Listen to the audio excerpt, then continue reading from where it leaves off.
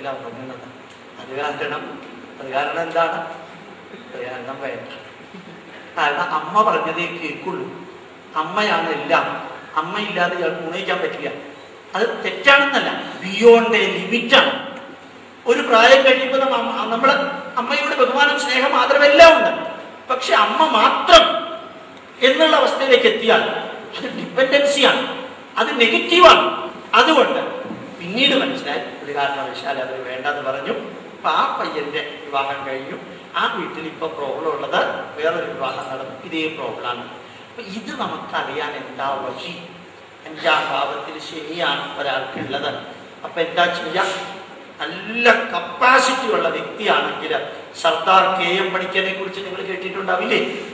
Chinese അംബാസഡറൊക്കെ ആയിരുന്ന വ്യക്തിയാണ്. PFS ആണെന്നല്ല, ഇദ്ദേഹത്തിന്റെ ജാതകം ഹോറിബിൾ ജാതകമാണ്. സർദാർ KM പണിക്കരുടെ ജാതകം ഹോറിബിൾ ജാതകം. അപ്പോ അച്ഛൻ്റെ അടുത്ത് ജാതകം നോക്കിയ വ്യക്തി പറഞ്ഞു, 8ാമത്തെ വയസ്സ് മുതൽക്ക് ഈ ജാതകത്തിന്റെ നെഗറ്റീവിനെ കോമ്പൻസേറ്റ് ചെയ്യുന്ന ഒരു സ്ത്രീ ജാതകം അന്വേഷിച്ച് കണ്ടുപിടിക്കണം. കുറേ കാലം കഴിയുമ്പോൾ കിട്ടും, പെട്ടെന്നൊന്നും കിട്ടില്ല. ഇതിന്റെ നെഗറ്റീവിനെല്ലാം കോമ്പൻസേറ്റ് ചെയ്യുന്ന ഒരു ജാതകം കിട്ടിയാൽ ആ കുട്ടിയെ കൊണ്ട് വിവാഹം കഴിപ്പിക്കാം. ആ ജാതകം കിട്ടിയാൽ ഉടനെ കഴിപ്പിച്ചേക്കണം, പിന്നെ വൈകരുത്. അപ്പോൾ 8ാമത്തെ വയസ്സിൽ ജാതകം അന്വേഷിച്ചു തുടങ്ങി. 13ാമത്തെ വയസ്സിൽ ജാതകം സർദാർ KM പണിക്കർക്ക് കിട്ടി. സർദാർ KM പണിക്കരുടെ അച്ഛന് കിട്ടി. അതുപയോഗിച്ച് 13ാമത്തെ വയസ്സിൽ സർദാർ KM പണിക്കരുടെ വിവാഹം നടന്നു. അവിടെ മുതൽക്ക് നെഗറ്റീവുകൾ പോയി. അതിനുശേഷം സർദാർ KM പണിക്കർ അങ്ങനെയായി. ഇതുപോലെ ഒരെണ്ണം 5 മാസം മുമ്പ് സൗത്ത് ഇന്ത്യയിൽ സംഭവിച്ചിട്ടുണ്ട്. അറിയോ ഏതാണെന്ന്? പേര് പറയണില്ല, കാരണം UTV-കാരതെടുക്കുന്നുണ്ട്. അത് കാരണം ഞാൻ പറയണില്ല. ഇവിടെ ഒരാള് മുഖ്യമന്ത്രി ഏതാണ്ട് വയസ്സായി. അയാളോടൊരു ജ്യോതിഷൻ പറഞ്ഞു, 7ാം ഭാവം പവർഫുൾ ആയിട്ടുള്ള ഒരു പെൺകുട്ടിയെ ചെന്ന് വിവാഹം കഴിക്കാൻ പറഞ്ഞു. 6 മാസം മുമ്പ് ആ മുഖ്യമന്ത്രി അങ്ങനെ ഒരു പെൺകുട്ടിയെ വിവാഹം കഴിച്ചു. പുറത്തേക്കൊന്നും വിട്ടിട്ടില്ല.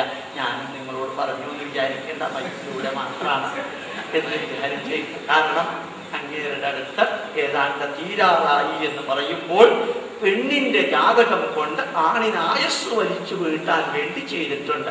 ഇത് ശരിയാണോ ഗോപാലകൃഷ്ണ എന്ന് ചോദിച്ചാൽ എനിക്ക് അറിഞ്ഞൂടെ. നിങ്ങൾക്ക് എന്ത് തോന്നുന്നു? അതാണ് ഫാക്ട്.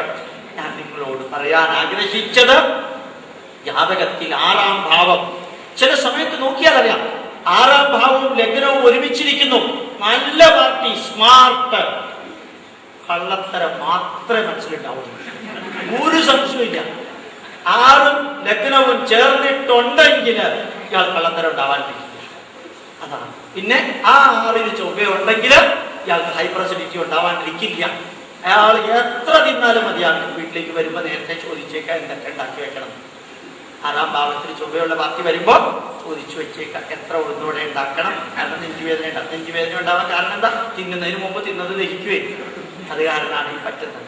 അപ്പോ അവിടെ നിന്ന് കാൽക്കുലേറ്റ്. ലഗ്നാധിപൻ 6ലോ 6ാം ഭാവാധിപൻ അപ്പുറത്തോ വരുമ്പോൾ രോഗം, ദുഃഖം, വേദന, അസുഖം, കള്ളത്തരം, ഇതൊക്കെ ത്രിഷടായത്തില് 6ലുണ്ട്.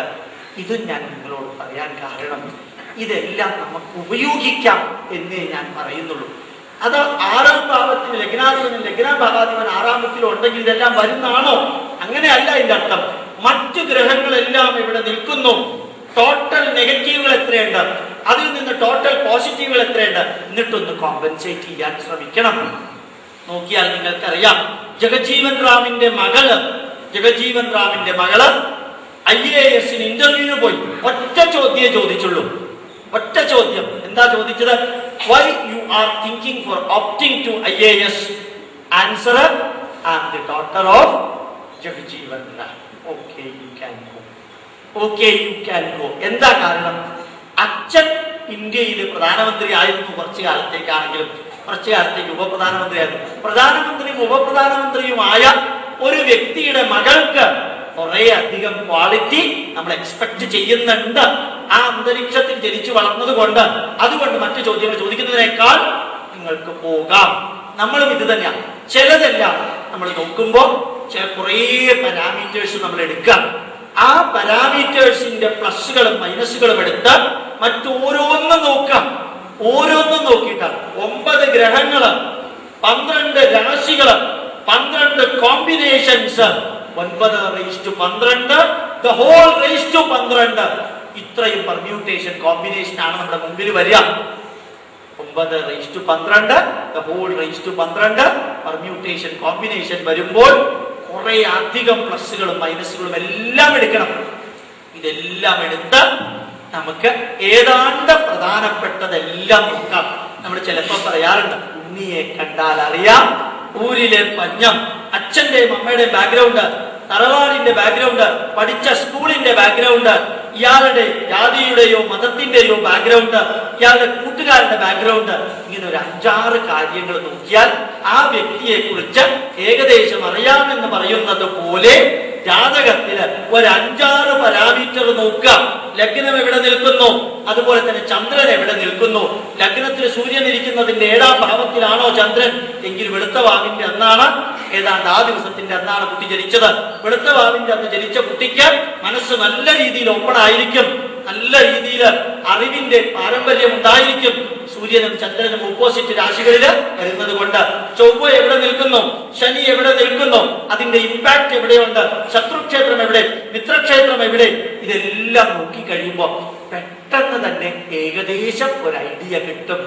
ആ ഐഡിയ കിട്ടുമ്പോൾ മനസ്സിലാക്കാൻ സാധിക്കും, എന്റെ മുമ്പിൽ വന്ന പാർട്ടി തറക്കേടില്ലല്ലോ, നല്ല ആളാണല്ലോ. അത് ഗുരു നല്ല കർക്കടകം രാശിയിൽ ഉച്ചത്തിൽ നിൽക്കുന്നു, ശനി തുലാം രാശിയിൽ ഉച്ചത്തിൽ നിൽക്കുന്നു, ബുധൻ സ്വക്ഷേത്രമായ മിഥുനത്തിൽ നിൽക്കുന്നു. എന്താ രസം!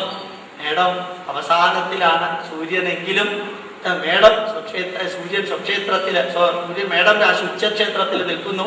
ഇതൊക്കെ കൂടി കാണുമ്പോൾ മൊത്തത്തിൽ തറക്കേടില്ലല്ലോ താൻ എന്ന് പറയാൻ സാധിക്കും. ഇത് ജാതകമാണ്. ഇങ്ങനെ പാർട്ട്ണറായിട്ട് നോക്കാം. ലഗ്നാധിപതി 7-ലാണെങ്കിൽ കൃത്യം ഭാര്യയുടെ വീട്ടിൽ തന്നെ ഉണ്ടാവും ഭർത്താവ്. 7-ാം ഭാവാധിപൻ ലഗ്നത്തിലാണെങ്കിൽ എനിക്ക് പറ്റിയത് അതാണ്. 7-ാം ഭാവാധിപൻ ലഗ്നത്തിലാണെങ്കിൽ ഭാര്യയോട് വീട്ടിലേക്ക് പോകാൻ പറഞ്ഞാൽ അവർ പോവില്ല, എന്റെ വീട്ടിൽ തന്നെ. നിങ്ങൾക്ക് ഇടയ്ക്കെങ്കിലും അച്ഛനും അമ്മയും കാണണ്ടേ, അത് വേണ്ട, ഞാനിവിടെ തന്നെ ഇരുന്നോളാം. 7-8 വർഷമായില്ലേ പോയിട്ട്, 22 വർഷമായാലും എന്താ കുഴപ്പം? അമ്മ മാത്രമല്ലേ അവിടെ ഉള്ളൂ, പിന്നെ ഞാനും കൂടി പോയിട്ട് എന്തിനാ അമ്മയെ ബുദ്ധിമുട്ടിക്കണത്? അതുകൊണ്ട് 7-ാം ഭാവാധിപൻ ലഗ്നത്തിലാണെങ്കിൽ ഭാര്യ വീട്ടിൽ തന്നെ ഉണ്ടായിരിക്കും. ഈ ലഗ്നാധിപൻ 7-ാം ഭാവത്തിലാണെങ്കിൽ ഭാര്യയുടെ വീട്ടിൽ തന്നെ ഇയാളുണ്ടായിരിക്കും. നമുക്ക് മനസ്സിലായി, സിമ്പിളായി. നിങ്ങൾ ബാക്കി എന്തു നോക്കിയാലും നിങ്ങൾക്ക് ഇത് കിട്ടില്ല. ഇനി 8-ാം ഭാവത്തിൽ ശനിയുണ്ട്. അപ്പൊ ചിലർ ചിരിച്ചോണ്ട് പറയും ദീർഘായുസുണ്ട്. ബീജത്തിൽ ആ ശനി എന്ന് വെച്ചാൽ കട്ടിലിൽ കുറെ കാലം കിടക്കും. ദീർഘായുസുണ്ടേ. ശനി ദീർഘായുസിന്റെ 8-ാം ഭാവത്തിലെ മൃത്യുഭാവത്തിനെ ബ്ലോക്ക് ചെയ്തിരിക്കുക. മൃത്യുഭാവത്തിനെ ബ്ലോക്ക് ചെയ്യാന്ന് പറഞ്ഞാൽ എന്താ? 1-ാം ഭാവത്തിന് ശരീരഭാവം, 2-ാം ഭാവത്തിന് വാക്ക്, 3-ാം ഭാവത്തിന് അയൽക്കാര സഹോദരന്മാർ, 4-ാം ഭാവം മാതൃഭാവം, നമ്മുടെ പൈതൃകമായ തൊഴില്, അതെല്ലാം വരും. 5-ാം ഭാവം പുത്രഭാവം, 6-ാം ഭാവം യഥാർത്ഥത്തിൽ പല പേരുകളുണ്ട്, കള്ളത്തരവും ചതുരം എല്ലാം അവിടെ വരും. 7-ാം ഭാവം പാർട്ട്ണർ, 8-ാം ഭാവം മൃത്യുഭാവം, 9-ാം ഭാവം പുത്രഭാവം പിതൃഭാവം, 10-ാം ഭാവം കർമ്മഭാവം, 11 ആയം ഇൻകം, കണ്ടമാനം കൂടുതൽ, 12 വ്യയം. ഇങ്ങനെയാണ് 12 ആക്കി തിരിച്ചത്. ഇത് ഏത് സയൻസാണ്? അല്ല, ഇത് സയൻസേ അല്ല. ദേഷ്യപ്പെട്ടിട്ട് കാര്യമില്ല. ഇത് പറയുമ്പോഴാണ് ഒരാൾക്ക് ദേഷ്യം വന്നത്. ഗോപാലകൃഷ്ണൻ ജ്യോതിഷം സയൻസ് അല്ലെന്ന് പറഞ്ഞു. സയൻസ് അല്ലാത്തതിന് സയൻസ് അല്ലെന്നല്ലാതെ പിന്നെ എന്താ പറയാ? എങ്ങനെയാണ് നിങ്ങൾ 1-ാം ഭാവം അവനവന്റെ ശരീരമാണെന്ന് പറഞ്ഞത്? എനിക്കറിഞ്ഞൂടാ. 2-ാം ഭാവം വാക്കാണെന്ന് പറഞ്ഞത്. 3-ാം ഭാവം അയൽക്കാരും സഹോദരന്മാരുമാണെന്ന് പറഞ്ഞത്. ആർബിട്രറി ഫിക്സ് ചെയ്തതാ. ഒരാൾക്കും അത് നെഗേറ്റ് ചെയ്യാൻ സാധ്യമല്ല. ആർബിട്രറി ഫിക്സ് ചെയ്തു. ഒരു പക്ഷേ സാക്ഷാത് അനുഭവ ദൃഷ്ടോ ന ശ്രുതോ ന ഗുരുദർശിത ലോകാനാം ഉപകാരായ ഏതത് സർവം പ്രദർശിതം. അനുഭവം കൊണ്ട് കണ്ടത്, ഗുരു പറഞ്ഞതല്ല, അതുപോലെ തന്നെ മറ്റാരെങ്കിലും പറഞ്ഞതല്ല, അവനവന്റെ അനുഭവം കൊണ്ട് കണ്ടത്. അത് ലോക നന്മയ്ക്കായി എഴുതി വെച്ചതായിരിക്കണം. ഇത് അത് പ്രയോജനപ്പെടുത്താൻ നിങ്ങൾക്ക് പറ്റുമോ ഇല്ലയോ എന്നുള്ളതാണ് ജാതകത്തിന്റെ മഹത്വം. ചിലപ്പോൾ ചിലർ ചോദിക്കാറുണ്ട്, നമ്മുടെ ലഗ്നാധിപൻ 12-ലാണ് ഇരിക്കുന്ന സാറേ, വല്ല പ്രശ്നമുണ്ടോ? കയ്യിലൊറ്റ പൈസ കാണില്ല. ആ 12-ൽ തന്നെ ശുക്രനുണ്ട്. അപ്പൊ വീട്ടിൽ കണ്ടില്ലെങ്കിൽ കണ്ട ഷോപ്പിലുണ്ടാവും. 11ാം ഭാവാധിപൻ 12ലുണ്ട്. എത്ര രൂപയാ സാലറി, അത്ര രൂപയും അയാൾ ചെലവാക്കും. 10,000 രൂപ ഇൻകം വന്നാൽ 10,000 ചെലവ്. അപ്പൊ 11ാം ഭാവാധിപതി 12ലുണ്ടെങ്കിൽ 12ാം ഭാവാധിപതി 11ലുണ്ടെങ്കിൽ ഒരാള് ചത്തു എന്ന് പറഞ്ഞാൽ പോക്കറ്റ് അമർത്തി പിടിക്കും. ഈ നാട്ടിൽ മുടക്കില്ല, ഒറ്റ പൈസ മുടക്കില്ല. ഇത് നിങ്ങൾക്ക് വേറെ എവിടെയാ മനസ്സിലാക്കാൻ സാധിക്കാം? ഒരൊറ്റ പൈസ ഇയാൾ ചെലവാക്കില്ല. 12ാം ഭാവാധിപതി 11ലോ മറ്റോ ഉണ്ടെങ്കിൽ ചിലപ്പോ ഈ 12ൽ ചിലപ്പോ ഗുരു വരുന്ന ചിലരുണ്ടാവും. KPC-യിൽ KPAC-യിൽ ലളിതയും ഇന്നസെന്റ് ഭാര്യ ഭർത്താക്കന്മാരാകുന്ന ഗജകേസരി യോഗം എന്നൊരു സിനിമയാണ്.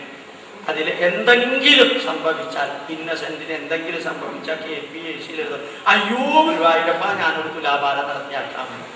സ്വർണത്തിന്റെ അല്ല, തുലാഭാരം. എന്ത് കേട്ടാൽ അയ്യോ ചോറ്റാനിക്കര ഭഗവതി, ഞാൻ ഒരു ചുറ്റുവിളക്കിന് വില ഭയങ്കര കൊണ്ട 12,000 രൂപയാണ്. അപ്പൊ ഈ വഴിപാടൊക്കെ നല്ല വഴിപാട് ഇങ്ങനെ പറയാം, അതിന്റെ കോൺസിക്വൻസ് ഒന്നും അറിയാം. 12ൽ ഗുരു ഉണ്ടെങ്കിൽ ഇതാണ് അസുഖം. കാര്യം നല്ലതാ, പക്ഷെ വഴിപാടിന്റെ പൂരായിരിക്കും. ഭർത്താവ് കുത്തുവാള എടുക്കുന്നുള്ളതിന് ഒരു സംശയം. ഭർത്താവ് കുത്തുവാള നല്ല ഗ്രഹമല്ലേ പറഞ്ഞിട്ട്, നല്ല ഗ്രഹമാണ് പറഞ്ഞിട്ട് എന്താ കാര്യം? ഇതാ സംഭവം. അപ്പോ ശരിക്കും 8ഉം 12ഉം ചൊവ്വയായിട്ട് ബന്ധപ്പെട്ടിരിക്കുന്നു. മരണം ആശുപത്രിയിലാണ് ഉറപ്പ്, ചൊവ്വയായിട്ട് ബന്ധപ്പെട്ടിരിക്കുന്നു. ആക്സിഡന്റ് ആണ് മരണത്തിന്റെ കാരണം. ഇങ്ങനെയാ പറയാൻ സാധിക്കാം? വേറെ ആർക്കും സാധിക്കില്ല, ഒരു ഡോക്ടർക്ക് സാധിക്കില്ല. ഇതുകൊണ്ട് വാഹനം എടുക്കാതിരിക്കാൻ പറ്റുമോ? ഗോപാലകൃഷ്ണൻ പറഞ്ഞിട്ടുണ്ട് 8ഉം 12ഉം ചൊവ്വയും തമ്മിൽ ബന്ധമുള്ളത് കൊണ്ട് നമ്മുടെ കാര്യം പോക്കാണ്. ആക്സിഡന്റില്ല, മരണത്തിൽ ഞാൻ വണ്ടി എടുക്കത്തില്ല. റോട്ടിൽ കൂടെ പോകുമ്പോൾ മറ്റേവന്റെ വണ്ടിയാണ് നമുക്കൊന്നിരിക്കാം. ഇങ്ങനെ ഒരാൾക്ക് സംഭവിച്ചു. അവിടെ തിരുവനന്തപുരത്ത് അല്ല, KP സാനിറ്ററീസ് എന്ന് പറഞ്ഞ ഒരാൾ, പെന്തക്കോസ്റ്റുകാരനാണ്, ബ്രാഹ്മിനെയാണ് കല്യാണം കഴിച്ചിരിക്കുന്നത്. KP സാനിറ്ററീസ് തിരുവനന്തപുരത്തുള്ള ആളാണ്. എൻ്റെ ഓഫീസിലാണ് ആ കുട്ടി വർക്ക് ചെയ്യുന്നത്. അങ്ങേരോട് ആരോ പറഞ്ഞു, പെന്തക്കോസ്റ്റാണെങ്കിലും നിങ്ങൾ അടുത്ത 40 ദിവസം ശ്രദ്ധിച്ചേക്കണം, അപകടം ഉണ്ടാവാൻ സാധ്യതയുണ്ട്, വാഹന അപകടം. അങ്ങനെ സ്കൂട്ടറും എടുത്തില്ല, കാറും എടുത്തില്ല. രാവിലെ 4 മണിക്ക് ഇറങ്ങി മോർണിംഗ് വാക്ക് ഉണ്ട്. KSRTC വണ്ടിയുടെ മുമ്പിൽ വന്നപ്പോൾ തമിഴ്നാട്ടിൽ നിന്ന് പാല് കൊണ്ടുവരുന്ന ഒരു കാറ് ഇങ്ങനെ ഒറ്റയിടി നല്ല ഭംഗിയായിട്ട് ഇടിച്ചു. അപ്പോഴാണ് ജ്യോതിഷന്റെ അടുത്ത് എന്ന് ചോദിച്ചത്, അങ്ങ് എന്നോട് കാറും വണ്ടി എടുക്കരുതെന്ന് പറഞ്ഞു. ഞാൻ കാറും വണ്ടി എടുക്കരുതെന്നല്ല പറഞ്ഞത്, ആക്സിഡന്റ് ഉണ്ടാവാൻ സാധ്യതയുണ്ടെന്നേ പറഞ്ഞിട്ടുള്ളൂ. അതുകൊണ്ടായി ദൈവാനുഗ്രഹം കൊണ്ട് ഇനി പോയിട്ട് ആശുപത്രി കിടന്നുള്ള, വേറെ ഒന്നും പറയാനില്ല.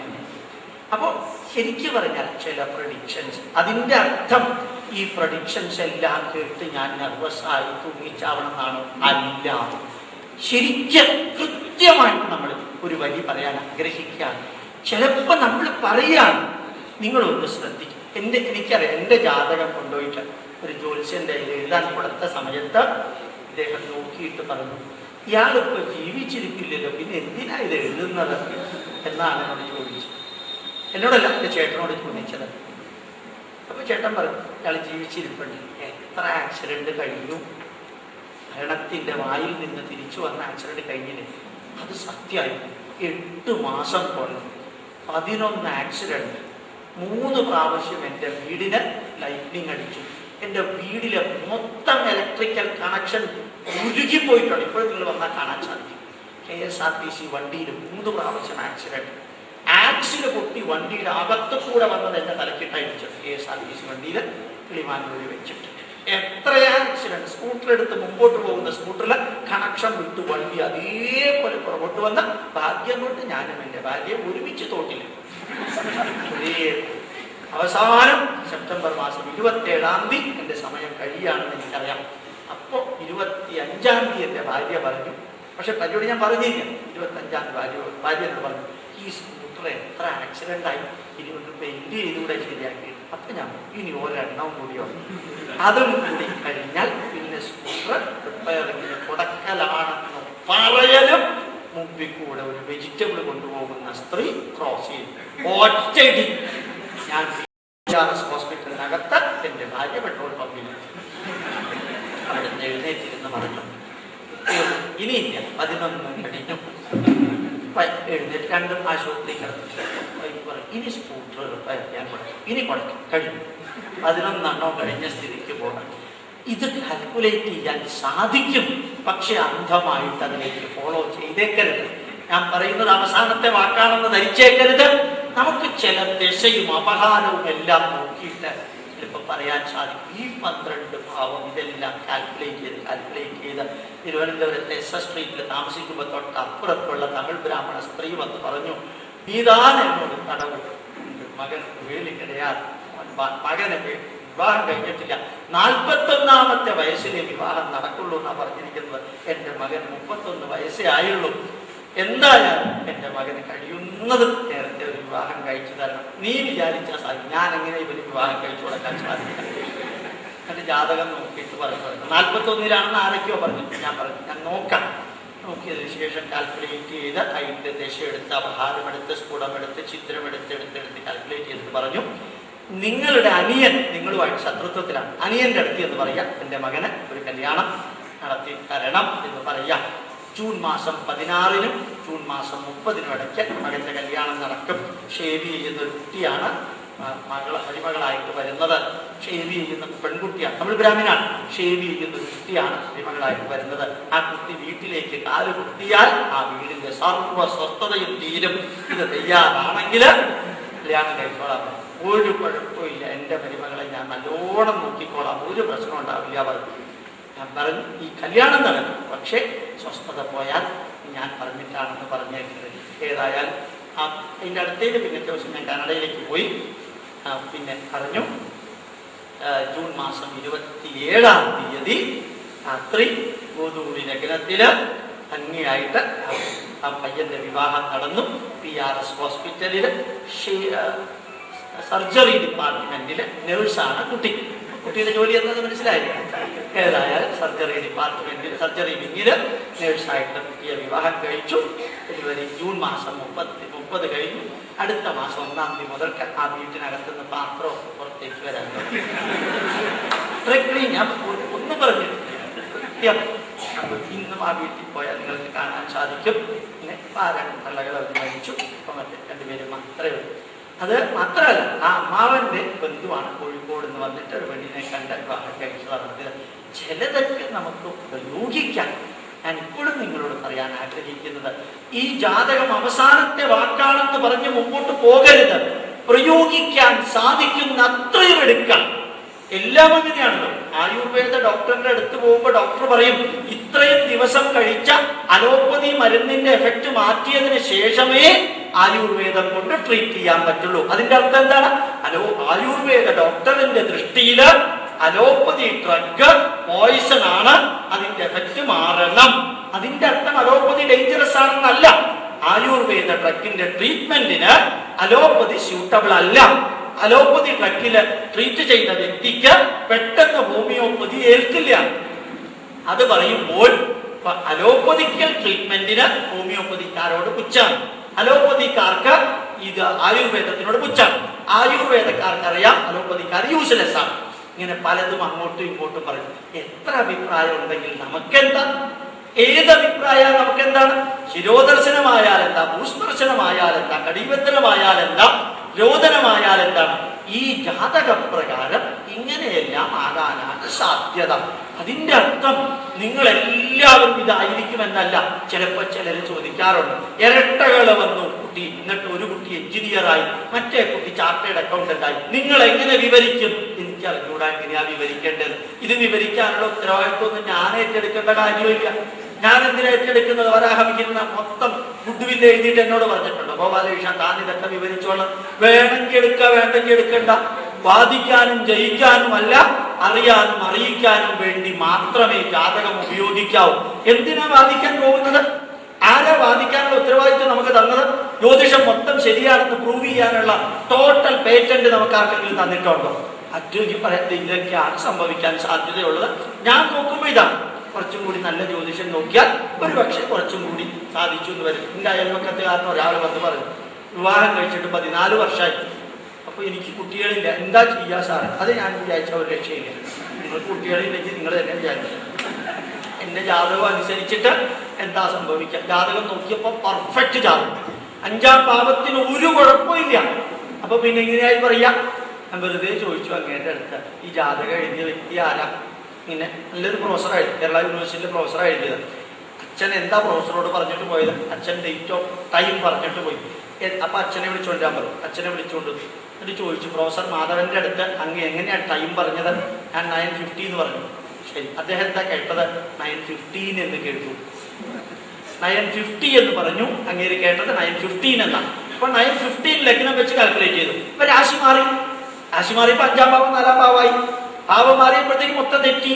പിന്നെ റീകാൽക്കുലേറ്റ് ചെയ്തു. 5-ാം ഭാവത്തിനകത്ത് ശരി വരുന്നുണ്ട്, ശരി നീചത്തിന് വരുന്നുണ്ട്. അപ്പൊ ഇങ്ങനെ ശരിയാവാം.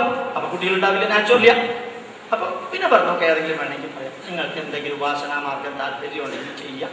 അമ്പലത്തിൽ പോവുകയോ പ്രാർത്ഥിക്കുകയോ നല്ല കാര്യങ്ങൾ ചെയ്യുകയൊക്കെ ചെയ്യാം. മോഡേൺ സയൻസും അത് തന്നെയാണ് പറയുന്നത്. അഭിമന്യു എഫക്ഷൻ എന്ന് പറഞ്ഞാൽ അത് തന്നെയാണ്.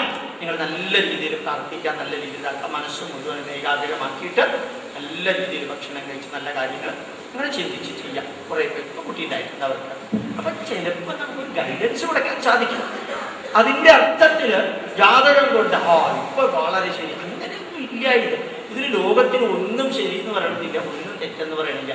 പണ്ട് ഒക്കെ പറയുമായിരുന്നു, നോൺ വെജിറ്റേറിയൻ ഭക്ഷണം കഴിച്ചില്ലെങ്കിൽ നിങ്ങളുടെ ശരീരത്തിന് ആവശ്യമായിട്ടുള്ള പ്രോട്ടീൻ കിട്ടില്ല. ഇതൊക്കെ പോയി. ഇപ്പൊ നോൺ വെജിറ്റേറിയൻ കഴിച്ചാൽ ആകെ കൊളാണെന്നുള്ളതാണ് ഇപ്പോഴത്തെ കണ്ടുപിടുത്തം. അപ്പൊ എന്താ ഇതിന്റെ അർത്ഥം? നോൺ വെജിറ്റേറിയൻ കഴിച്ചില്ലെങ്കിൽ വിറ്റാമിൻ എഫ് ഉണ്ടാവില്ല എന്ന് പറഞ്ഞു. ഇപ്പൊ പറയുന്നു വിറ്റാമിൻ എഫ് എന്നൊരു സാധനം ഇല്ല, അങ്ങനെ ഒരു എഫ് ഇല്ല. ABCDE വരെയുണ്ട്, അത് കഴിഞ്ഞ് K ആണുള്ളത്. വിറ്റാമിൻ എഫ് എന്ന് പേര് കൊടുത്തിരുന്ന പോളിഅൺസാച്ചുറേറ്റഡ് ഫാറ്റി ആസിഡ് പൂഫ എന്ന സാധനത്തിനാണ്. എന്തൊരബദ്ധം, ശുദ്ധ അബദ്ധമാണ് എന്നൊക്കെ പറയുന്നത്. അപ്പൊ സയൻസിലും അബദ്ധമുണ്ട്. അതിന്റെ അർത്ഥം സയൻസ് യൂസ്ലെസ് ആണെന്നല്ല. പണ്ടൊക്കെ പറഞ്ഞത് എല്ലാത്തിനും പെസ്റ്റിസൈഡ് തളിക്കാൻ പറഞ്ഞിരുന്നു. ഇപ്പൊ എന്താ പറയാ? ഇപ്പൊ എല്ലാത്തിനും പഞ്ചഗവ്യം തളിക്കാനാണ്. പഞ്ചഗവ്യം. ഞാൻ അഗ്രികൾച്ചർ നല്ലൊരു സെമിനാർ, ഇന്റർനാഷണൽ സെമിനാറിന് പോയി. എന്നിട്ട് അവരോട് പറഞ്ഞു കൊടുത്തു പഞ്ചഗവ്യം എങ്ങനെയാണ് ഉണ്ടാക്കേണ്ടത്. അവർ കോഴിക്കാഷ്ടം ഉപയോഗിക്കുന്നുണ്ട്, അവർ ആടിന്റെ കാഷ്ടമൊക്കെ ഉപയോഗിച്ചിട്ടാണ് പഞ്ചഗവ്യം ഉണ്ടാക്കുന്നത്. അതല്ല പഞ്ചഗവ്യം. പഞ്ചഗവ്യം, ഗവ്യം എന്ന് പറഞ്ഞാൽ പശുവിന്റെ ആണ്. വളരെ കൃത്യമായിട്ട് അതിൽ പറഞ്ഞിട്ടുണ്ട്. ഗോമയം ച നവം ദത്യാ ഭൂയിഷ്ടം തേനു സംഭവം സജലം ശിഥിലം ശുഷ്കം കീടവഞ്ച വിവർജയെ. അങ്ങനെയുള്ള ചാണകം എടുത്താണ് ഉണ്ടാക്കേണ്ടത്. അത് ഇവർക്ക് അറിഞ്ഞൂടാ. അപ്പൊ എന്താ വേണ്ടത്? അറിവെടുത്ത് ഏതൊക്കെ അറിവ് ഉപയോഗിക്കാൻ സാധിക്കും ഉപയോഗിക്കാം. ഒരറിവും പെർമനന്റ് അല്ല. വീണ്ടും ഞാൻ ആവർത്തിക്കുന്നു, ഒരറിവും പെർമനന്റ് അല്ല. ഒരു ദുഃഖവും പെർമനന്റ് അല്ല, ഒരു സുഖവും പെർമനന്റ് അല്ല. അറിവ് എന്ന വാക്ക് സരസ്വതി എന്ന പേര് കൊടുക്കാൻ കാരണം കണ്ടിന്യൂസ്ലി ഫ്ലോയിങ് ആണ്. സരസ് ഫ്ലോയിങ് ആണ്. അപ്പൊ അറിവ് മുമ്പോട്ട് നീങ്ങിക്കൊണ്ടേയിരിക്കും.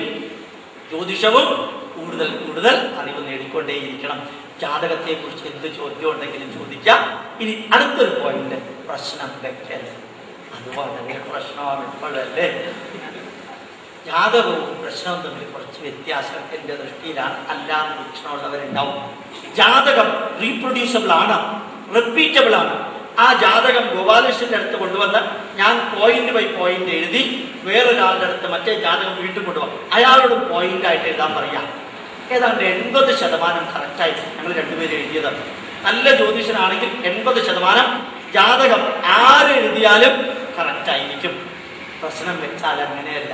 എന്താ കാരണം? ഇവിടെ ഒരാൾ പ്രശ്നം വെക്കുന്നു, ഇപ്പുറത്തെ ഒരാൾ പ്രശ്നം വെക്കുന്നു, മൂന്നാമതൊരാൾ പ്രശ്നം വെക്കുന്നു. 3 പേര് പ്രശ്നം വെച്ചാൽ 3 റിസൾട്ട് ആയിരിക്കും കിട്ടുക. ഇനി 1 മണിക്ക് പ്രശ്നം വെച്ചാൽ കിട്ടുന്ന റിസൾട്ട് ആയിരിക്കണം എന്നില്ല രണ്ടാമത്തെ പ്രശ്നം വെക്കുമ്പോൾ. അതുകൊണ്ട് നമ്മൾ എന്താ ചെയ്യുക? പ്രശ്നം വെക്കുന്ന സമയത്ത് ആ സ്ഥലത്ത് ആരുണ്ടാവരുത് എന്ന് പറയാൻ നിങ്ങൾക്ക് അവകാശമില്ല. എന്ത് ചോദിക്കരുത് എന്ന് പറയാൻ നിങ്ങൾക്ക് അവകാശമില്ല. വിമർശിക്കരുത് എന്ന് പറയാൻ നിങ്ങൾക്ക് അവകാശമില്ല. എനിക്കിഷ്ടമില്ലാത്തവരാരും ഉണ്ടായിരിക്കരുത് എന്ന് പറയാൻ അവകാശമില്ല. ഇന്ന സ്ഥലത്ത് പ്രശ്നം വെക്കരുത് എന്ന് പറയാൻ അവകാശമില്ല. ആർക്ക് വേണമെങ്കിലും വരാം, എന്തു വേണമെങ്കിലും ചോദിക്കാം, എങ്ങനെ വേണമെങ്കിലും വിമർശിക്കാം, എവിടെ വേണമെങ്കിലും പ്രശ്നം വെക്കാം. ഒരിക്കൽ പ്രശ്നം വെച്ച് അത് ചർച്ച ചെയ്ത് ചാർത്തെഴുതി കഴിഞ്ഞാൽ പിന്നെ അതിനെക്കുറിച്ച് ഡിസ്കഷൻ പാടില്ല. വളരെ സിമ്പിളാണ് നിയമം. കോടതി വിധി മാറില്ല. കോടതി വിധി വരുന്നത് വരെ അതിനെക്കുറിച്ച് ഒരക്ഷരം പറയാൻ പാടില്ല. വിധി വന്നാൽ പിന്നെ ജസ്റ്റിസ് കൃഷ്ണയ്യർ പറഞ്ഞ മാതിരി വേണമെങ്കിൽ സുപ്രീം കോടതി ഇടിച്ചു നിരപ്പാക്കണം എന്ന് പറയാം. പക്ഷേ വിധി പറയുന്നതിനിടയ്ക്ക് നിങ്ങൾ വല്ല കമന്റും പറയരുത്. വിധി പറഞ്ഞതിന് ശേഷം എന്തെങ്കിലും പറഞ്ഞാൽ പരിധിക്കുള്ളിലിരുന്നോണ്ട് പറഞ്ഞാൽ കുഴപ്പമില്ല. അതിന്റെ നേരെ ഓപ്പോസിറ്റാണ് പ്രശ്നം. പ്രശ്നം വെക്കുന്ന സമയത്ത് നിങ്ങൾക്ക് എന്തു വേണമെങ്കിലും പറയാം. വെച്ച ചാർത്ത് എഴുതി കഴിഞ്ഞാൽ പിന്നെ അതിനെക്കുറിച്ച് ചർച്ച പാടില്ല. ഇപ്പൊ ദേവപ്രശ്നം വെച്ചപ്പോ സംഭവിച്ചത്, പ്രശ്നം വെച്ചതിന് ശേഷമാണ് മൊത്തം ചർച്ചകളെല്ലാം പത്രമാധ്യമങ്ങളിലൂടെ വന്നത്. അതാണ് കുഴപ്പമായത്. മാത്രമല്ല, പ്രശ്നം വെക്കുമ്പോൾ എപ്പോ ആര് ചോദ്യം ചോദിക്കുന്നു അതിനുള്ള ഉത്തരം മാത്രമേ നമ്മൾ കൊടുക്കാറുള്ളൂ. എന്തെല്ലാം ആവശ്യമുണ്ട് അതിന്റെ ഉത്തരം. 10 വർഷം മുമ്പ് ശബരിമല എങ്ങനെ ഉണ്ടായിരുന്നു പ്രശ്നം വെച്ച് ആ ചോദ്യത്തിനെ അക്രൂഢ ലഗ്നത്തിന്റെ സമയമായിട്ടെടുത്ത് നമ്മൾ കാൽക്കുലേറ്റ് ചെയ്തിട്ട് കാര്യങ്ങൾ പറയും. ഇപ്പൊ 20 വർഷം മുമ്പോ ഇപ്പൊ കഴിഞ്ഞ നൂറ്റാണ്ടിലോ ഇന്ത്യ വിഷൻകാരനോട് ചോദിച്ചത്, ഇതിനു മുമ്പിൽ പ്രശ്നം വെച്ച സമയത്ത് പറയാത്ത പലതും ഇപ്പൊ പറഞ്ഞല്ലോ, അത് തെറ്റല്ലേ? ചോദ്യം ചോദിച്ചാലേ ഉത്തരം പറയുള്ളൂ. അന്ന് ചോദിക്കാത്ത ചോദ്യങ്ങൾ പലപ്പോഴും ഇപ്പൊ ഉണ്ടായിരുന്നു. ആ ചോദ്യത്തിന് ഉത്തരം ഇപ്പൊ പറഞ്ഞു. അപ്പൊ യഥാർത്ഥത്തില് പ്രശ്നം വെക്കുക എന്ന് പറയുന്നത് ഒരു തമാശ രൂപത്തിൽ ഞാൻ നിങ്ങളോട് പറയുകയാണെങ്കിൽ വളരെ സിമ്പിളാണ്. ഇന്ത്യയും ഓസ്ട്രേലിയയും ക്രിക്കറ്റ് കളിക്കാൻ പോകുമ്പോൾ നമ്മൾ ആരാദ്യം കളിക്കണമെന്ന് എങ്ങനെ തീരുമാനിക്കും? ഒരു നാണയമെടുത്ത് മുകളിലേക്ക് ഇടും. ഇപ്പൊ ടെയില് വീണാലും ഹെഡ് വീണാലും ഇന്ത്യ കളിക്കുന്നു പറഞ്ഞാൽ എങ്ങനെ ഇരിക്കും? അത് ശരിയാവില്ലേ? അപ്പൊ ഹെഡ് വീണാൽ ഇന്ത്യ കളിക്കും, ടെയില് വീണാൽ. അപ്പൊ ഒരു സൊല്യൂഷൻ സിമ്പിളായിട്ട് നമ്മൾ ഒരു നാണയം മുകളിലേക്ക് ഇട്ടിട്ട് കണ്ടുപിടിച്ചു. ഇനി സംശയം, അപ്പൊ ആദ്യം വന്നത് ഹെഡാണ്. അത് ഇന്ത്യക്കാരന് ഇട്ടത് കൊണ്ടാണ്. അത് കാരണം ഞങ്ങൾ ഓസ്ട്രേലിയക്കാർ വീണ്ടും ടോസ് ചെയ്യാന്ന് പറഞ്ഞു. അവരെടുത്ത് വീണ്ടും ടോസ് ചെയ്താൽ എന്താ സംഭവിക്കാം? ഹെഡ് തന്നെ വരുമോ? ഹെഡ് വരണമെന്നൊരു നിർബന്ധമില്ല. അപ്പൊ ഓസ്ട്രേലിയക്കാരൻ ഇട്ടത് കൊണ്ടാണ് ടെയിൽ എന്ന് പറയാൻ പറ്റുമോ? പറ്റില്ല. കാരണം പ്രോബബിലിറ്റിയാണ്. ഈ പ്രശ്നത്തിൽ നമ്മൾ ഉദ്ദേശിക്കുന്ന നല്ലൊരു കാര്യമാണ്. അതിനെ ഇപ്പോൾ ഈശ്വരാനുഗ്രഹം കൊണ്ട് കുളമാക്കിയിരിക്കാം. എന്താ നല്ല കാര്യം? ഒരമ്പലം പണിയാൻ പോവാണെങ്കിൽ, അമ്പലത്തിൽ പുനഃപ്രതിഷ്ഠ നടത്തുകയാണെങ്കിൽ എന്തൊക്കെയാ വേണ്ടതെന്ന് ആരോടാ ചോദിക്കുക? ഒരാളോട് ചോദിക്കാൻ നിവർത്തിയില്ല. നിങ്ങൾക്കറിയാലോ, ജപ്പാനിൽ നിന്ന് ഒരു നല്ല യുക്തിവാദി ഇന്ത്യയിലേക്ക് വന്നു. നല്ല യുക്തിവാദി, നിരീശ്വരവാദിയാണ്. ഇന്ത്യയിൽ വന്ന് 17 ദിവസം ഇന്ത്യ മുഴുവൻ കറങ്ങിയിട്ട് അദ്ദേഹം തിരിച്ച് ജപ്പാനിലേക്ക് പോയി. വിമാനത്തിൽ ഇറങ്ങി നേരെ ബാത്റൂമിൽ പോയി കുളിച്ച് നേരെ അമ്പലത്തിൽ പോയി തൊഴുതു. വളരെ ഡീപ്പായിട്ട് തൊഴുതു.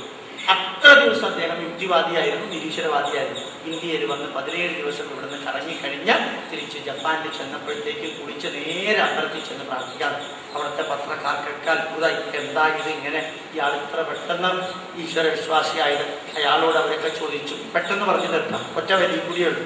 അയാൾ ചോദിച്ചു, എന്താ നിങ്ങൾ ഈശ്വര വിശ്വാസിയായത്? പുട്ടപർത്തിയിൽ പോയോ, വള്ളിക്കാവിൽ പോയോ, രവിശങ്കറിന്റെ അടുത്ത് പോയോ, അല്ല കൈലാസത്തിൽ പോയോ, ഗംഗോത്രിയിൽ പോയോ, ഹരിദ്വാറിൽ പോയോ, തിരുപ്പതി വെങ്കടാചലപതിയുടെ അടുത്ത് പോയോ? എന്താ നിങ്ങൾ പെട്ടെന്ന് ഇങ്ങനെ ഈശ്വര വിശ്വാസിയാവാൻ കാരണം? അയാൾ പറഞ്ഞു, ഞാൻ നിങ്ങൾ പറഞ്ഞ സ്ഥലത്തേക്ക് ഒന്നും പോയില്ല. ഞാൻ ഇന്ത്യയുടെ വിവിധ ഭാഗങ്ങളിൽ കൂടെ കറങ്ങി. അപ്പൊ ഓരോ വ്യക്തിക്കും രാവിലെ ഉള്ള അഭിപ്രായം അല്ല വൈകുന്നേരം. ഒരു വ്യക്തിക്ക് തന്നെ പല അഭിപ്രായം. എത്രയോ രാഷ്ട്രീയ പാർട്ടിക്കാർ അവിടെ ഉണ്ട്. ഒരു രാഷ്ട്രീയ പാർട്ടിക്കാരൻ ഇന്ന് രാവിലെ ഒരു പാർട്ടിയിലാണെങ്കിൽ അടുത്ത മാസം വേറൊരു പാർട്ടിയിലാണ്. എല്ലാ പത്രങ്ങളും ഇന്ത്യക്കെതിരെ എഴുതുന്നു. ഓരോ എംപിയും ഓരോ രീതിയിലാണ് ചെയ്യുന്നത്. ഇതെല്ലാം ചെയ്തിട്ടും ആ രാജ്യം ഒരു കുഴപ്പമില്ലാണ്ട് മുമ്പോട്ട് പോകുന്നു. അതിന്റെ അർത്ഥം ദൈവം ഉണ്ടെന്നാണ്. അതിന്റെ അർത്ഥം ദൈവം ഉണ്ടെന്നാണ്. അതുകൊണ്ടാണ് ഞാൻ മനസ്സിലാക്കുന്നത് ഈശ്വരനുണ്ട്. ഇപ്പോഴാണ് എനിക്ക് ഉറപ്പിച്ച് മനസ്സിലായത്. ഇവിടെ ഒരു സിസ്റ്റം ഉണ്ട്, അവിടെ ഒരു സിസ്റ്റവും ഇല്ല. എന്നിട്ടും ഒരു പ്രശ്നവും ഇല്ല. അവിടെ പോകുമ്പോൾ 12 മണിക്ക് ബോംബ് പൊട്ടി 12:05 എല്ലാവരും ട്രെയിനിൽ അടുത്ത ട്രെയിനിൽ കയറിപ്പോയി. ബോംബ് പൊട്ടിയവനെ ആരോപിച്ച് ആശുപത്രിയിലാക്കി, പിന്നെ അവിടെ തുടച്ച് വൃത്തിയാക്കി, അങ്ങനെ അടുത്തതായി. അങ്ങനെ ഒരു പ്രത്യേക രാജ്യം. ഇവിടെ നമുക്ക് ഇത്രയും അഭിപ്രായങ്ങൾ, ഇത്രയും കാര്യങ്ങളൊക്കെ ഉള്ളപ്പോൾ അമ്പലം നന്നാക്കണം എന്ന് പറയുമ്പോൾ എത്ര അഭിപ്രായം ഉണ്ടാവുക? ആ അഭിപ്രായത്തിന് ആരാ ഒരു സൊല്യൂഷൻ പറയുക? ഒരാളും സൊല്യൂഷൻ പറയാനില്ല. അപ്പൊ തർക്കേടില്ലാത്തൊരു പ്രശ്നക്കാരൻ വന്നു പ്രശ്നമൊക്കെ വെച്ച് ദൈവത്തിന്റെ ഇഷ്ടമാണെന്നൊക്കെ പറഞ്ഞ് ഇപ്പൊ മുമ്പിലുള്ളവർക്ക് തോന്നിക്കിടക്കട്ടെ, ഇത് മതി, ഇത് ദൈവത്തിന്റെ ഇഷ്ടമല്ലേ? അത്രയും ലെവലിൽ അത് നല്ലതാണ്. ആ ലെവലിൽ ഇപ്പൊ ക്രോസ് ചെയ്യുന്നു. അതെന്താ ക്രോസ് ചെയ്തത്? അവിടെ ദൈവത്തിന്റെ ഇഷ്ടത്തിന്റെ പേരില് 6 ലക്ഷം, 8 ലക്ഷം, 10 ലക്ഷം രൂപ നവീകരണ കലശത്തിന് ചെലവ്, തന്ത്രിക്ക് 2 ലക്ഷം, 2.5 ലക്ഷം രൂപ ദക്ഷിണ. പിന്നെ ഈ പൂജ, ഈ പ്രശ്നം വെക്കുന്ന ആളും തന്ത്രിയും തമ്മിൽ 30% കമ്മീഷൻ, 35% കമ്മീഷൻ. നേരെ ചോദിക്കാം, ഏത് തന്ത്രിയാ വെക്കേണ്ടത്? ഈ ജ്യോതിഷന്റെ മനസ്സിലുണ്ട് കണ്ടരൊരു കാണാത്ത ഏതോ എണ്ണം. അയാളുടെ പേര് വരുന്നത് വരെ ഇങ്ങനെ പ്രശ്നം വെച്ചോണ്ടിരിക്കും. കാരണം എന്താ? അങ്ങേർക്ക് ഈ പ്രശ്നത്തിന്റെ ഉത്തരം അറിഞ്ഞൂടാ. ആരുടെ ലഗ്നത്തിന്റെ 6-ൽ 6, 12-ൽ 6, 8-ൽ 6 ഒന്നും അറിഞ്ഞൂടാ. ഒരു സംസ്കൃത ശ്ലോകവും പറയും, അയാൾക്ക് ഒന്നും മനസ്സിലാകും. ഇംഗ്ലീഷ് സംസ്കൃതം പറയണ മാതിരിയല്ല അങ്ങനെ പറയണതേ. എന്തൊക്കെയോ കൂടി ചേർത്തിട്ടായിരിക്കും അവർ പറയാം. മറ്റേ ആൾക്കും മനസ്സിലാവില്ല, ഇയാൾക്കും മനസ്സിലാവില്ല. അപ്പൊ പറഞ്ഞതിന്റെ ഒക്കെ ഒരു മുഖമൊക്കെ ചുളിച്ചിട്ടാ പറയും ദൈവ കോപമുണ്ട്. ദൈവത്തിന് കോപം എന്ന് പറയുന്ന ഒരു സാധനം ഉണ്ടോ? അങ്ങനെ കോപവും വാശിയും വൈരാഗ്യവും ഉള്ളതാണെങ്കിൽ അതിനെ എങ്ങനെയാ ദൈവം എന്ന് പറയാം? എവിടെയാ ദൈവത്തിൽ കോപവും വാശിയും വൈരാഗ്യവും ഇഷ്ടങ്ങളും അനിഷ്ടങ്ങളും ഉള്ളത്? ഇങ്ങനെ പറയുന്ന ഇല്ല, ജ്യോതിഷത്തിലും അതില്ല. മാത്രല്ല തന്ത്രസമുച്ചയം എന്ന പുസ്തകത്തില് ഒരിടത്തും പറയുന്നില്ല ദേവപ്രശ്നത്തെ കുറിച്ച് പറയുന്നില്ല. കേരളത്തിലല്ലാതെ ഇന്ത്യയിൽ മറ്റൊരു സ്ഥലത്തും അമ്പലം പണിയുന്നതിനോ നവീകരിക്കുന്നതിനോ പ്രശ്നം വെക്കാറില്ല. അതിന്റെ അർത്ഥം കേരളത്തിലും വേണ്ടെന്നാണോ? ഇല്ലാതെ സാധിക്കുമെങ്കിൽ ഭംഗിയായിട്ട് മുമ്പോട്ട് പോവുക. ഞങ്ങളുടെ കേച്ചേരിക്ക് അടുത്തുള്ള മടുവഞ്ചേരി അമ്പലത്തിന്റെ മുമ്പിലിരുന്നുകൊണ്ട് മഹാദേവനോട് ചോദിച്ചു, നാളെ അമ്പലം ഇടിച്ചു പൊളിക്കുകയാണ്, വല്ല ദേഷ്യം ഉണ്ടെങ്കിൽ പേര് ഗോപാലകൃഷ്ണൻ, തിരുവോണം നക്ഷത്രം, ഇടവം രാശി, വീട് ഉഷസ്, പാപ്പനംകോട് എസ്റ്റേറ്റ് റോഡ്, അങ്ങോട്ട് വിളിച്ചാൽ മതി എന്ന് പറഞ്ഞു. എന്തായാലും പ്രശ്നം വെക്കാനൊന്നും പോണില്ല. അപ്പൊ ശിവൻ എന്നോട് കൊണ്ട് ഒരു കുഴപ്പമില്ല, മുമ്പോട്ട് പണം പറഞ്ഞു. അടുത്ത ദിവസം ബുൾഡോസർ കൊണ്ടുവന്ന് അമ്പലം മൊത്തം നിരത്തി. എന്നിട്ട് 8 ലക്ഷം രൂപ മുടക്കിയിട്ട് അമ്പലം ക്ലീൻ ടൈൽസ് ആക്കി. ഒരു തന്ത്രിയും വന്നില്ല, ഒരു പുനഃപ്രതിഷ്ഠ ഉണ്ടായില്ല, ഒരു ഈശ്വരന് ദേഷ്യം വന്നില്ല. യേശുദാസാണ് കഴിഞ്ഞ വർഷം ശിവരാത്രിക്ക് ധ്വജാരോഹണം നടത്തിയത്. ഇപ്രാവശ്യം കോഴിക്കോട് സാമൂതിരിയാണ്. ഒരു ഈശ്വരനും ദേഷ്യപ്പെട്ടിട്ടില്ല. 1000 രൂപ മാസം വരുമാനം ഇല്ലാത്ത അമ്പലത്തിൽ തർക്കേടില്ലാത്ത ഗംഭീരം. എത്ര പേരാ വരുന്നത്? ജപ്പാനിൽ നിന്നും വരുന്നുണ്ട്, അൾജീരിയയിൽ നിന്ന് വന്നിരുന്നു കുറേ പേര്, എല്ലാവരും വരുന്നുണ്ട്. നല്ലൊരു 10 ഏക്കർ സ്ഥലമായി, നല്ല ഇൻസ്റ്റിറ്റ്യൂട്ട്.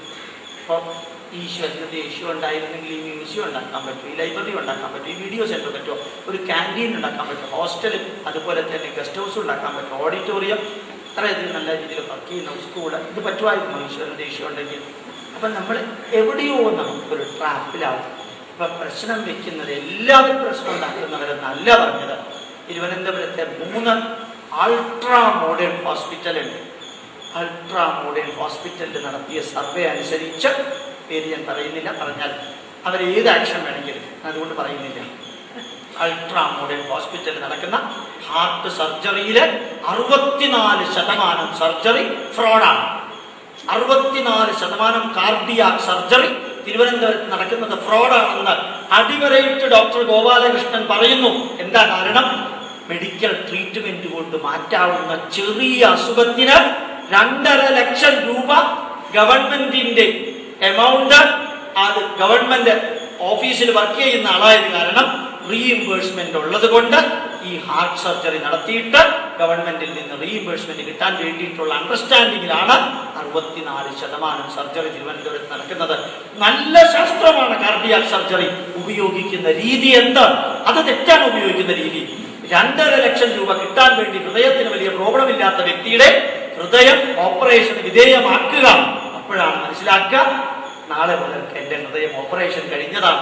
എഴുന്നേറ്റ് നടക്കുമ്പോൾ പോലും എനിക്ക് ഭയമാണ്. കാരണം ദൈവം തന്ന ഹൃദയത്തിനകത്ത് കത്തിവെച്ചവരാണ്. അതുകൊണ്ട് ഇനി ഹൃദയം എത്ര കാലം ഉണ്ടെന്ന് അറിഞ്ഞൂടാ. എന്തിനു വേണ്ടി ഡോക്ടർമാരത് ചെയ്യുന്നു?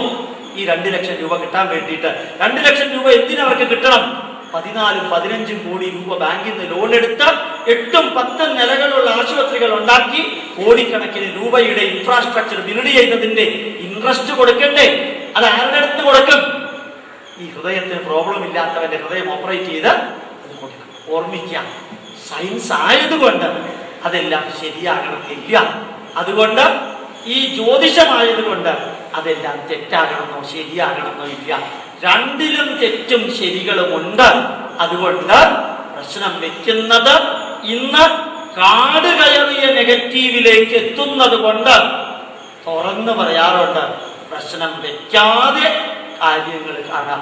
എൻ്റെ ചേട്ടനും അനിയനും പ്രശ്നം വെക്കാൻ വേണ്ടി എന്നോട് ചോദിക്കാതെ പോയി.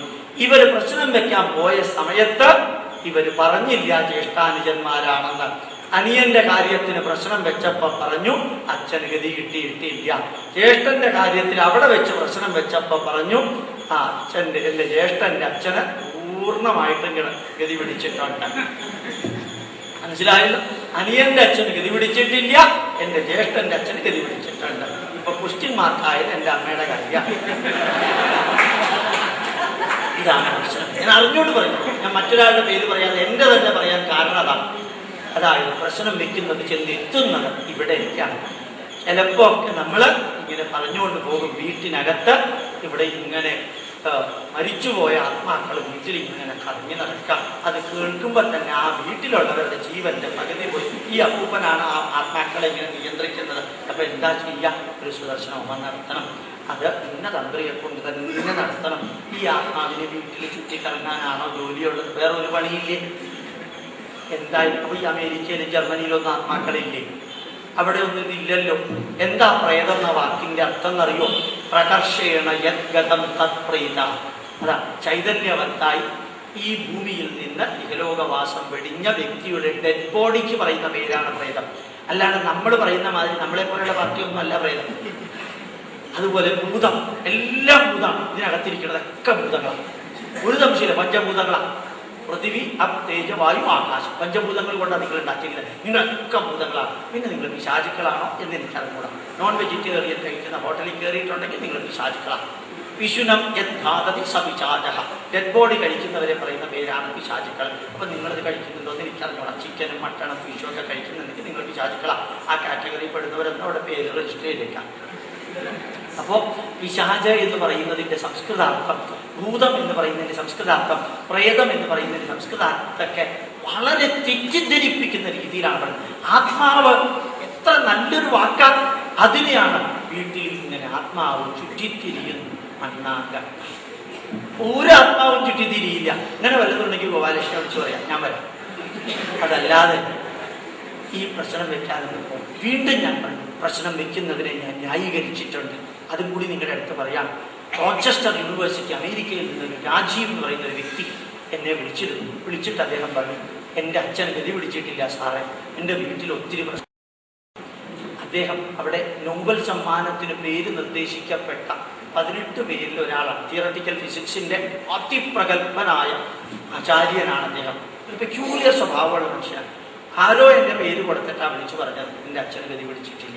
ഞാൻ അദ്ദേഹത്തിനോട് പറഞ്ഞതില്ല, അച്ഛന് ഗതി പിടിച്ചിട്ടില്ലെന്ന് ഉറപ്പല്ലേ? ഉറപ്പാണ് സാറേ. ഇനി ഒരാളോട് പറയണ്ട. അടുത്ത പ്രാവശ്യം കേരളത്തിലേക്ക് വരുമ്പോൾ നേരെ വന്നിട്ട് തിരുവില്വാമലയിൽ പോവുക. തിരുവില്വാമലയിൽ ചെന്ന് അവിടുത്തെ മേശാന്തി ഉണ്ട്. മേശാന്തിയോട് പറയാ, എൻ്റെ അച്ഛന് ഗതി പിടിച്ചിട്ടില്ല, എന്താ അതിന് പ്രായശ്ചിത്തം ചെയ്യേണ്ടതെന്ന് ചോദിക്കാം. ആ തിരുമേനി പറയും, 3 ദിവസം ഇവിടെ താമസിച്ച് അച്ഛന് പിതൃകർമ്മമൊക്കെ ചെയ്യണം, കണ്ണടച്ചതൊക്കെ ചെയ്യാം, ചെയ്തതിന് ശേഷം എന്നെ ഒന്ന് വിളിക്കാം. ഞാൻ പറഞ്ഞു, ഇവിടെ എന്താ സംഭവിക്കണേ അറിയോ? ഇവിടെ ആ മനുഷ്യന്റെ മനസ്സിൽ രൂഢമൂലമായിരിക്കുന്നു എൻ്റെ അച്ഛന് ഗതി പിടിച്ചിട്ടില്ല എന്ന്. ഇനി ഒറ്റ സൊല്യൂഷനേ ഉള്ളൂ. എന്താ സൊല്യൂഷൻ? അച്ഛനെ ഗതി പിടിപ്പിക്കുക. പിടിച്ചോ ഇല്ലെന്ന് അന്വേഷിക്കാൻ പോകരുത്, അങ്ങനെ പിടിപ്പിക്കുക. അപ്പൊ അവിടെ പ്രശ്നം തീർന്നു. അപ്പോ ഈ സൊല്യൂഷനാണ് ഇന്നത്തെ മോഡേൺ സയൻസും പറയുന്നത്. അതായത് നിങ്ങൾക്ക് എന്തെങ്കിലും അസുഖം ഉണ്ടെന്ന് ഉറച്ച ധാരണ ഉണ്ടെങ്കിൽ, ആ അസുഖം ഉണ്ടെന്ന് ഉറപ്പാണല്ലോ, ഉറപ്പാണ്. എന്താ വേണ്ടത്? ഇഞ്ചക്ഷൻ തരണം. 0.9 നോർമൽ സോഡിയം ക്ലോറൈഡ് 3 ഇഞ്ചക്ഷൻ കൊടുക്കാം. ഉപ്പുവെള്ളം 0.9 നോർമലാണ് ഐസോട്ടോണിക് സൊല്യൂഷൻ. ഉപ്പുവെള്ളം 3 ഇഞ്ചക്ഷൻ വൈകുന്നേരം, നാളെ രാവിലെ, നാളെ വൈകുന്നേരം. ഇപ്പൊ എങ്ങനെയുണ്ട്? ഇപ്പൊ സുഖമായി സാർ. പുറത്തെ ഇഞ്ചക്ഷൻ ഏതാ? ഉപ്പുവെള്ളം. കാരണം ഇയാളുടെ മനസ്സിലുണ്ട് എനിക്ക് ഇങ്ങനെ ഒരു അസുഖം ഉണ്ട്. ആ അസുഖം ഉണ്ടെങ്കിൽ എന്താ വേണ്ടത്? ഇഞ്ചക്ഷൻ വേണം. ഏത് മരുന്നാണെന്ന് പാർട്ടിക്ക് അറിഞ്ഞൂടാ. അത് കാരണം പ്രശ്നമില്ല. ആ 3 ഇഞ്ചക്ഷൻ ഉപ്പുവെള്ളം എത്ര രൂപയാണ്? ഒരു പൈസയും വേണ്ട. ഉപ്പുവെള്ളം പറയും. കാരണം ഇത് നല്ല ഡോക്ടർ, ഉപ്പുവെള്ളത്തിന് എന്താ വിലയുണ്ട്? കടൽ മൊത്തം ഉപ്പുവെള്ളം, അതിന് വിലയുണ്ട്. അത് സ്റ്റെറിലൈസ്ഡ് ആയിരിക്കണമെന്ന് മാത്രമേ ഉള്ളൂ. സിറിഞ്ച് അയാൾക്ക് വലിയ കുഴപ്പമുള്ള പാർട്ടിയൊന്നുമില്ല. 3 രൂപയുടെ സിറിഞ്ച്, അത് ഡോക്ടറുടെ വക ഡൊണേഷൻ. ഏതായാലും ഇവിടെ ഈ റോച്ചസ്റ്റർ യൂണിവേഴ്സിറ്റിയിൽ ആൾ തിരുവല്ലാമലയിൽ വന്ന തിരുമേനിയെ കണ്ടപ്പോൾ തിരുമേനി പറഞ്ഞു, എനിക്കിപ്പോൾ സമയമില്ല. അപ്പൊ അങ്ങേര് പറഞ്ഞു, തിരുവനന്തപുരത്തെ ഗോപാലകൃഷ്ണൻ പറഞ്ഞിട്ടാണ്. അയാൾ പറഞ്ഞിട്ടാണോ? ഇനി ഞാൻ ചെയ്തില്ലെങ്കിൽ അയാൾ എന്നെ വിമർശിക്കും, അത് കാരണം ഞാൻ ചെയ്തേക്കാം. അത് കാരണം 3 ദിവസം ഭംഗിയായിട്ട് പിതൃകർമ്മമൊക്കെ നടത്തി. ഇങ്ങേര് പേടിച്ചോണ്ടിരുന്നു, അമേരിക്കൻ ഡോളറിൽ ഇങ്ങേര് വല്ലതും ചോദിക്കുമെന്ന്. അത് നല്ലൊരു നമ്പൂതിരിയാണ്. വളരെ നല്ലൊരു തിരുമേനിയാണ്. നിങ്ങൾക്ക് എത്രയാ വേണ്ടത് വെച്ചാൽ തന്നാൽ മതി. എനിക്ക് വലിയ ചിലവൊന്നും ഉണ്ടായിട്ടില്ല. ഒരു 5-6 രൂപയുടെ അരി മാത്രം വേണ്ടി വന്നു 3 ദിവസത്തേക്ക് പിണ്ടം ഉണ്ടാക്കാനുള്ള അരി. അത് 1/2 കിലോയിൽ കൂടുതൽ വേണ്ടി വന്നിട്ടില്ല. കാരണം നിങ്ങളൊന്നും തന്നില്ലെങ്കിലും കുഴപ്പമില്ല. അച്ഛന് സത്യത കിട്ടിയല്ലോ. അപ്പോൾ കൊള്ളാൻ പറഞ്ഞു. അങ്ങേരെ ഒരു 10,000 രൂപ കൊടുത്തു. ആ 10,000 രൂപ കൊടുത്തപ്പോൾ 3,000 രൂപ തിരിച്ചു കൊടുത്തു തിരുമേനി. അപ്പോൾ അങ്ങേർക്ക് എന്നെയും സന്തോഷമായി. 10,000 രൂപ കയ്യിൽ വെച്ച് കൊടുത്തു ഇരിക്കട്ടെ. കാരണം 10,000 രൂപയുടെ പോയി 45 കുറച്ച് ഡോളറേ ആയുള്ളൂ. അവിടുത്തെ പിസയുടെ എമൗണ്ടേ ആയുള്ളൂ. ഇവിടെ ഏതായാലും ഈ 2 പിസ കഴിക്കുന്ന എമൗണ്ട് കൊണ്ട് അച്ഛന് മോക്ഷം കിട്ടി. ഇങ്ങനത്തെ പ്രോബ്ലം തീർന്നു. ഇവിടെ കഴിഞ്ഞ തിരുവല്ലാമലയിൽ ബസ് സ്റ്റാൻഡിൽ വന്ന് ചായ കുടിക്കുമ്പോൾ അദ്ദേഹത്തിന്റെ ഭാര്യ റോച്ചസ്റ്ററിനെ വിളിച്ചു പറയുന്നു, മകള് തിരിച്ചു വന്നു എന്ന്. കുറേ കാലമായി മകളെ വിളിച്ചു പോയിരിക്കാം. മകള് തിരിച്ചു വന്നു. വളരെ സന്തോഷത്തോടു കൂടി. എന്തിനാ പോയത്? അച്ഛനോട് ഏതാണ്ട് ലാബറട്ടറി ടെക്നീഷ്യൻ പഠിച്ചോട്ടെ എന്ന് ചോദിച്ചപ്പോൾ അച്ഛൻ വേണ്ട പറഞ്ഞു. മറ്റൊരു യൂണിവേഴ്സിറ്റി ചെന്ന് രജിസ്റ്റർ ചെയ്ത് ലാബറട്ടറി ടെക്നീഷ്യൻ പഠിച്ച ഡിഗ്രിയും കൊണ്ടാ തിരിച്ചു വന്നു. വേറെ ആരുടെയും കൂട്ടത്തിൽ ഇറങ്ങിപ്പോയതല്ല കുട്ടി. 3 മാസത്തെ ട്രെയിനിങ് കഴിഞ്ഞ് തിരിച്ചു വന്നു. അപ്പോൾ അച്ഛന് മോക്ഷം കിട്ടിയ സന്തോഷമായി. മകള് തിരിച്ചു വന്ന സന്തോഷമായി. മകള് വന്നപ്പോൾ ഭാര്യയ്ക്കും കുറേ അധികം മൂഡ് കിട്ടി. അപ്പോൾ ഭാര്യയും നല്ല മൂഡിലായി. ഇതൊക്കെ നല്ല മൂടായിട്ട് ഇയാൾക്ക് നല്ല മൂടായി. അപ്പോൾ അച്ഛന് മോക്ഷം കിട്ടിയപ്പോൾ എത്ര സന്തോഷം ഉണ്ടായത്. ഞാനെങ്ങാനും അച്ഛന് മോക്ഷം കിട്ടിയില്ല, അച്ഛന് മോക്ഷത്തിന്റെ പ്രശ്നമൊന്നും ഇല്ല എന്ന് പറഞ്ഞിരുന്നെങ്കിൽ എന്താകുമായിരുന്നു. അതുകൊണ്ട് ഓർമ്മിക്കാം, ഈ പ്രശ്നത്തിൽ പല ആൻസറുകളുണ്ട്. ചിലപ്പോൾ ഒക്കെ നമ്മൾ മന്ത്രവാദം നടത്താറുണ്ട്, ചരട് കെട്ടാറുണ്ട്. ഇങ്ങനെ ചരട് കെട്ടി ഈ ചരടിൽ വല്ല അർത്ഥമുണ്ട്. ആ വ്യക്തിയുടെ മനോഫലം നോക്കിയിട്ടാണ് ചരടിന് അർത്ഥം ഉണ്ടാവുന്നത്. ഒരാൾ എൻ്റെ അടുത്ത് വന്നു, സാറേ എനിക്ക് രാത്രി ഡ്രൈവ് ചെയ്യുമ്പോൾ പേടിയാവും സാർ. അപ്പം താൻ ഇത്രയും കാലം ഡ്രൈവ് ചെയ്തതല്ലേ? ഇത്രയും കാലം ഞാൻ ഡ്രൈവ് ചെയ്ത പിന്നെ തനിക്ക് പേടിയാവാൻ എന്തോ ഒരു പേടിയാവും. 10 മണിക്ക് ഒരു ഓംകാരമുണ്ട് പ്ലാസ്റ്റിക്കിൻ്റെ, അത് ഞാൻ എൻ്റെ കയ്യിൽ കുറേ നേരം അങ്ങനെ ഗായത്രി മന്ത്രം ചോദിച്ചോണ്ട് ഇത് വണ്ടിയിലിടാൻ പറഞ്ഞു. ഇത് വണ്ടിയിൽ കെട്ടാൻ പറഞ്ഞു. ഇങ്ങനെ കയ്യോടെ അത് വണ്ടിയിൽ കെട്ടി ചെറിയ ഓംകാരം കെട്ടി. അത് കഴിഞ്ഞ് അടുത്ത ദിവസം അർദ്ധരാത്രിക്ക് പാതിരാത്രിക്ക് എന്നെ വിളിച്ചിട്ട് പറഞ്ഞു, സാറേ ഇപ്പം എനിക്ക് ഒട്ടും പേടിയില്ല. അപ്പോൾ വണ്ടി ഓടിക്കാൻ എനിക്ക് ഒട്ടും പേടിയില്ല. ഈ ഓം കാണുമ്പോൾ എൻ്റെ പേടിയൊക്കെ പോകും. ഇതൊരു സൈക്കോളജിയാണ്. അല്ലാണ്ട് ഓമൊന്നും ഇയാളെ രക്ഷിക്കണമൊന്നുമില്ല. ഇപ്പോൾ വാലേഷൻ പൂജിച്ച് മന്ത്രം ജപിച്ച് തന്നതാണ്. അതുകൊണ്ടാണ് എൻ്റെ അസുഖം മാറി. എന്നെങ്കിലും നിങ്ങൾക്ക് അല്ല എൻ്റെ പേടി മാറിയത്. നിങ്ങൾ എന്തെങ്കിലും സമയം കിട്ടുമ്പോൾ 2004 സെപ്റ്റംബർ മാസം 11 ഹിന്ദു ന്യൂസ് പേപ്പറിൻ്റെ സപ്ലിമെൻറ്റിൽ ഡോക്ടർ പി രാമമൂർത്തി എഴുതിയ അപ്പോളോ ഹോസ്പിറ്റലിലെ ന്യൂറോ സർജൻ എഴുതിയ ഒരു ആർട്ടിക്കിളുണ്ട്. അതായത് കയ്യിൽ പഞ്ചസാരയുടെ ടാബ്ലറ്റ് വെച്ച് കൈകൊണ്ട് അടച്ച് ഡോക്ടർ പി രാമമൂർത്തി എന്ന ന്യൂറോ സർജൻ മന്ത്രം ജപിച്ച് രോഗികൾക്ക് കൊടുത്തപ്പോൾ 40 രോഗികളിൽ 36 രോഗികളുടെ അസുഖം മാറി. ടാബ്ലറ്റ് ആണെന്ന് വിചാരിച്ചിട്ട് മാറിയതാ. ഇത് പഞ്ചസാരയുടെയാ, ഗോതമ്പ് പൊടി പഞ്ചസാര ചെറുത്ത ടാബ്ലറ്റാ. ഇദ്ദേഹം കൈ ഇങ്ങനെ വെച്ചിട്ട് മനസ്സിലൊക്കെ ധാനിച്ചിട്ട് മൻമോഹൻ സിംഗ് ആയമാ പറഞ്ഞ വേറൊന്നും അങ്ങേര് പറഞ്ഞിട്ടില്ല. അങ്ങേര് പലതും ഈ മനുഷ്യന് അത് മതി. അയാളുടെ സൈക്കോളജിക്കൽ ലെവലതാ. അത് കഴിഞ്ഞിട്ട് ഇദ്ദേഹം കയ്യിലെടുത്ത് ഒരു ഗ്ലാസ് വെള്ളമൊക്കെ കൊടുത്തിട്ട് ഇത് കുടിക്കും, ഇപ്പൊ ശരിയാവും കേട്ടോ, 15 മിനിറ്റിനകം ശരിയാവും. രാമമൂർത്തിയല്ലേ പറയണേ ശരിയാവുന്ന. ഇത് കേൾക്കുമ്പോൾ ഏത് മനുഷ്യന്റെ രോഗം ശരിയാവാണ്ടിരിക്കണത്? ഈ ഒരു വാക്കാണ് അവിടെ എഫക്റ്റീവ് ആവുന്നത്. ഇതാണ് ബ്ലസ്സിങ്, ഇതാണ് ഗൈഡൻസ്, ഇതാണ് കൗൺസിലിങ്. ഇവിടെയാണ് ഇതെല്ലാം നമ്മൾ പ്രയോഗിക്കുക. അതേ സമയത്ത് നല്ല ഒരു ഡോക്ടർ വന്നിട്ട്, നല്ലൊരു അധ്യാപകൻ വന്നിട്ട് പറയാം, സാറെ എനിക്ക് പൂജ കഴിക്കുമ്പോൾ എനിക്ക് ഉറക്കം വരണം. അപ്പൊ എന്താ ചെയ്യാ? പൂജ കഴിക്കേണ്ട ആവശ്യമില്ല. കാരണം നിങ്ങൾ ഇവിടെ ഉറങ്ങാം. കാരണം നിങ്ങൾക്ക് പൂജ നിങ്ങളുടെ ശരീരത്തിന് ഒരു ഭാരമാകുന്നതുകൊണ്ടാണ് ഈ ഉറക്കം വരുന്നത്. ജീവിതത്തിന് അത് ഭാരമാകരുത്, ഒന്നും ഭാരമാകരുത്. നിങ്ങൾ നൂല് കെട്ടുമ്പോൾ ചിലപ്പോൾ അവിടെ ചിലർ പറയാം, വളരെ അടുത്തവരാണെങ്കിൽ ഞാൻ പറയാറുണ്ട്, എൻ്റെ ഒന്നും ആവശ്യമില്ല. എന്നാലും ചിലർ ആരൊന്ന് അനുഗ്രഹിക്കണം. എനിക്ക് ഉള്ളിൽ ചിരി വരുന്നുണ്ട്. ഈ ചരടിനൊന്നും വലിയ എഫക്റ്റ് ഒന്നും മറ്റാരോട് പറഞ്ഞേക്കല്ല കേട്ടോ, ഒരാളോട് പറഞ്ഞേക്കരുത്. പക്ഷെ ഈ കൊടുക്കുന്നതും അതിൻ്റെ ഇംപ്രഷൻ, അതാണ് യഥാർത്ഥ സൈക്കോളജി. മന്ത്രവാദം ചെയ്യുമ്പോൾ ആ മുറിക്കകത്ത് മൊത്തം ചുമപ്പാ. ഒരു സ്ഥലത്ത് ഗുരുതിയുടെ വെള്ളം, ഇപ്പുറത്ത് ചുമന്ന കട്ടിയാവ്, അപ്പുറത്ത് കുങ്കുമം വാരി വെതറിയിരിക്കുന്നു, ഇപ്പുറത്ത് നെല്ല്. എന്നിട്ട് മന്ത്രവാദം കഴിച്ചിട്ട് ആവാഹിക്കുന്ന സമയത്ത് ഒരു പിടി നെല്ല മുഖത്തേക്ക് വലിച്ചെറിയണം. കണ്ണടച്ചോളാൻ പറഞ്ഞിട്ട് ഈ നെല്ല് മുഖത്തേക്ക് വലിച്ചെറിഞ്ഞാലുള്ള എഫക്റ്റ് ഒന്ന് അനുഭവിക്കണമെങ്കിൽ വീട്ടിൽ പോയി ചെയ്ത് നോക്കാം. എന്തൊരു കുത്തണേന്നറിയോ? കത്തി കുത്തണേക്കാളും കുത്തല. ഇതൊക്കെ കൂടി വരുമ്പോ എന്റെ ബാധ ഒഴിഞ്ഞു എന്ന് തന്നെ പറയാതിരിക്കില്ല. അങ്ങനെയായി മന്ത്രവാദം. അല്ലാണ്ട് ഇതിൽ ബാധ ഒഴിയലൊന്നുമില്ല. ഒരു സൈക്കോളജിക്കൽ ട്രീറ്റ്മെന്റ്. ഇപ്പൊ എന്തുണ്ട്? ഇപ്പൊ ഇലക്ട്രിസിറ്റി തലയിൽ വെച്ചിട്ട് ഒരു ഷോക്ക് കൊടുക്കും. പണ്ട് ഇങ്ങനെയുള്ള ഷോക്കാണ് കൊടുത്തിരുന്നത്. ചിലത് ശരിയാവും, ചിലത് ശരിയാവില്ല. അതൊക്കെ ഇതിന്റെ ഭാഗമാണ്. സയൻസ് പുരോഗമിക്കുമ്പോൾ അതിന്റെ നന്മകൾ ആവശ്യമുള്ളത് എടുക്കാം, ചിലപ്പോൾ പഴയ നന്മകൾ എടുക്കും. ഒന്ന് ആലോചിച്ച് നോക്കാം. മണിച്ചിത്രത്താഴ് എന്ന സിനിമയിൽ ആ അവസാനം നടന്ന ആ മോഹൻലാലിന്റെ അഭിനയം ആ സ്ത്രീയുടെ മനസ്സിനെ കറക്കി വാളുകൊണ്ട് അടിച്ച് മനസ്സിനകത്തുള്ളത് പുറത്തേക്ക് പോകാൻ വേണ്ടി എന്തൊരു മന്ത്രവാദ തിലകൻ കാണിച്ച അവിടെ ഇരുന്നോണ്ട്. എന്നിട്ട് ഇവരെന്താ ചെയ്ത സിനിമാ പ്രൊഡ്യൂസർമാര് കേരളത്തിനും ഉള്ള 250ഓളം സൈക്കോളജിസ്റ്റുമാരെ 250ൽ പരം സൈക്കോളജിസ്റ്റുമാരെ സിനിമ കാണിച്ചിട്ട് അവരുടെ അഭിപ്രായം എഴുതാൻ പറഞ്ഞു. 250 പേരും എഴുതി it's a good alternative for looking into that. ഒരാളും എഴുതിയില്ല സൂപ്പർസ്റ്റിഷൻ ആണെന്ന്. അപ്പൊ എവിടെയാ നല്ലതുള്ളത് അതെടുക്കാം. അവിടെയൊക്കെ നമുക്ക് ചേർക്കാൻ സാധിക്കും. പ്രശ്നം വെക്കുന്നത് പ്രശ്നമാകുന്നത് വരെ അതിൽ നല്ലതുണ്ടെങ്കിൽ ഉപയോഗിക്കാം. വളരെ നല്ലതാണ് ഞാൻ.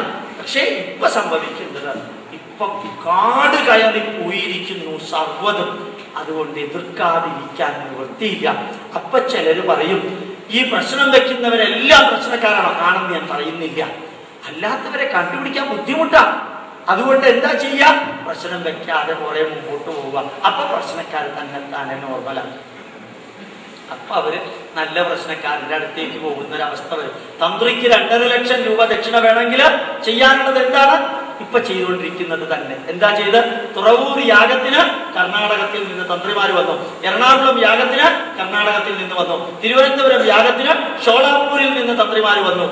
എല്ലാ സ്ഥലത്തു നിന്നും കേരളത്തിന് പുറത്തുള്ളവർ തന്ത്രിമാര് വന്നപ്പോ കേരളത്തിലെ നമ്പൂതിരിമാരിൽ ചിലര് ദക്ഷിണ കുറച്ചു. കാരണം ഇത് മൊത്തം മറ്റ് സംസ്ഥാനത്തിൽ നിന്ന് വന്ന നമ്മുടെ കാര്യക്ഷേമോക്കാവൂട്ടോ എന്ന് മനസ്സിലാക്കിയപ്പോൾ 240 ഡബിള് മുണ്ട ഇവൾ പാലക്കാട് തൂതാ ക്ഷേത്രത്തിലോ എന്ത് ക്ഷേത്രമാണെന്ന് എനിക്ക് അറിഞ്ഞൂടാ. ആ ക്ഷേത്രത്തിൽ നമ്പൂരി തന്ത്രി എഴുതിയത് എനിക്ക് അത്ഭുതം തോന്നി.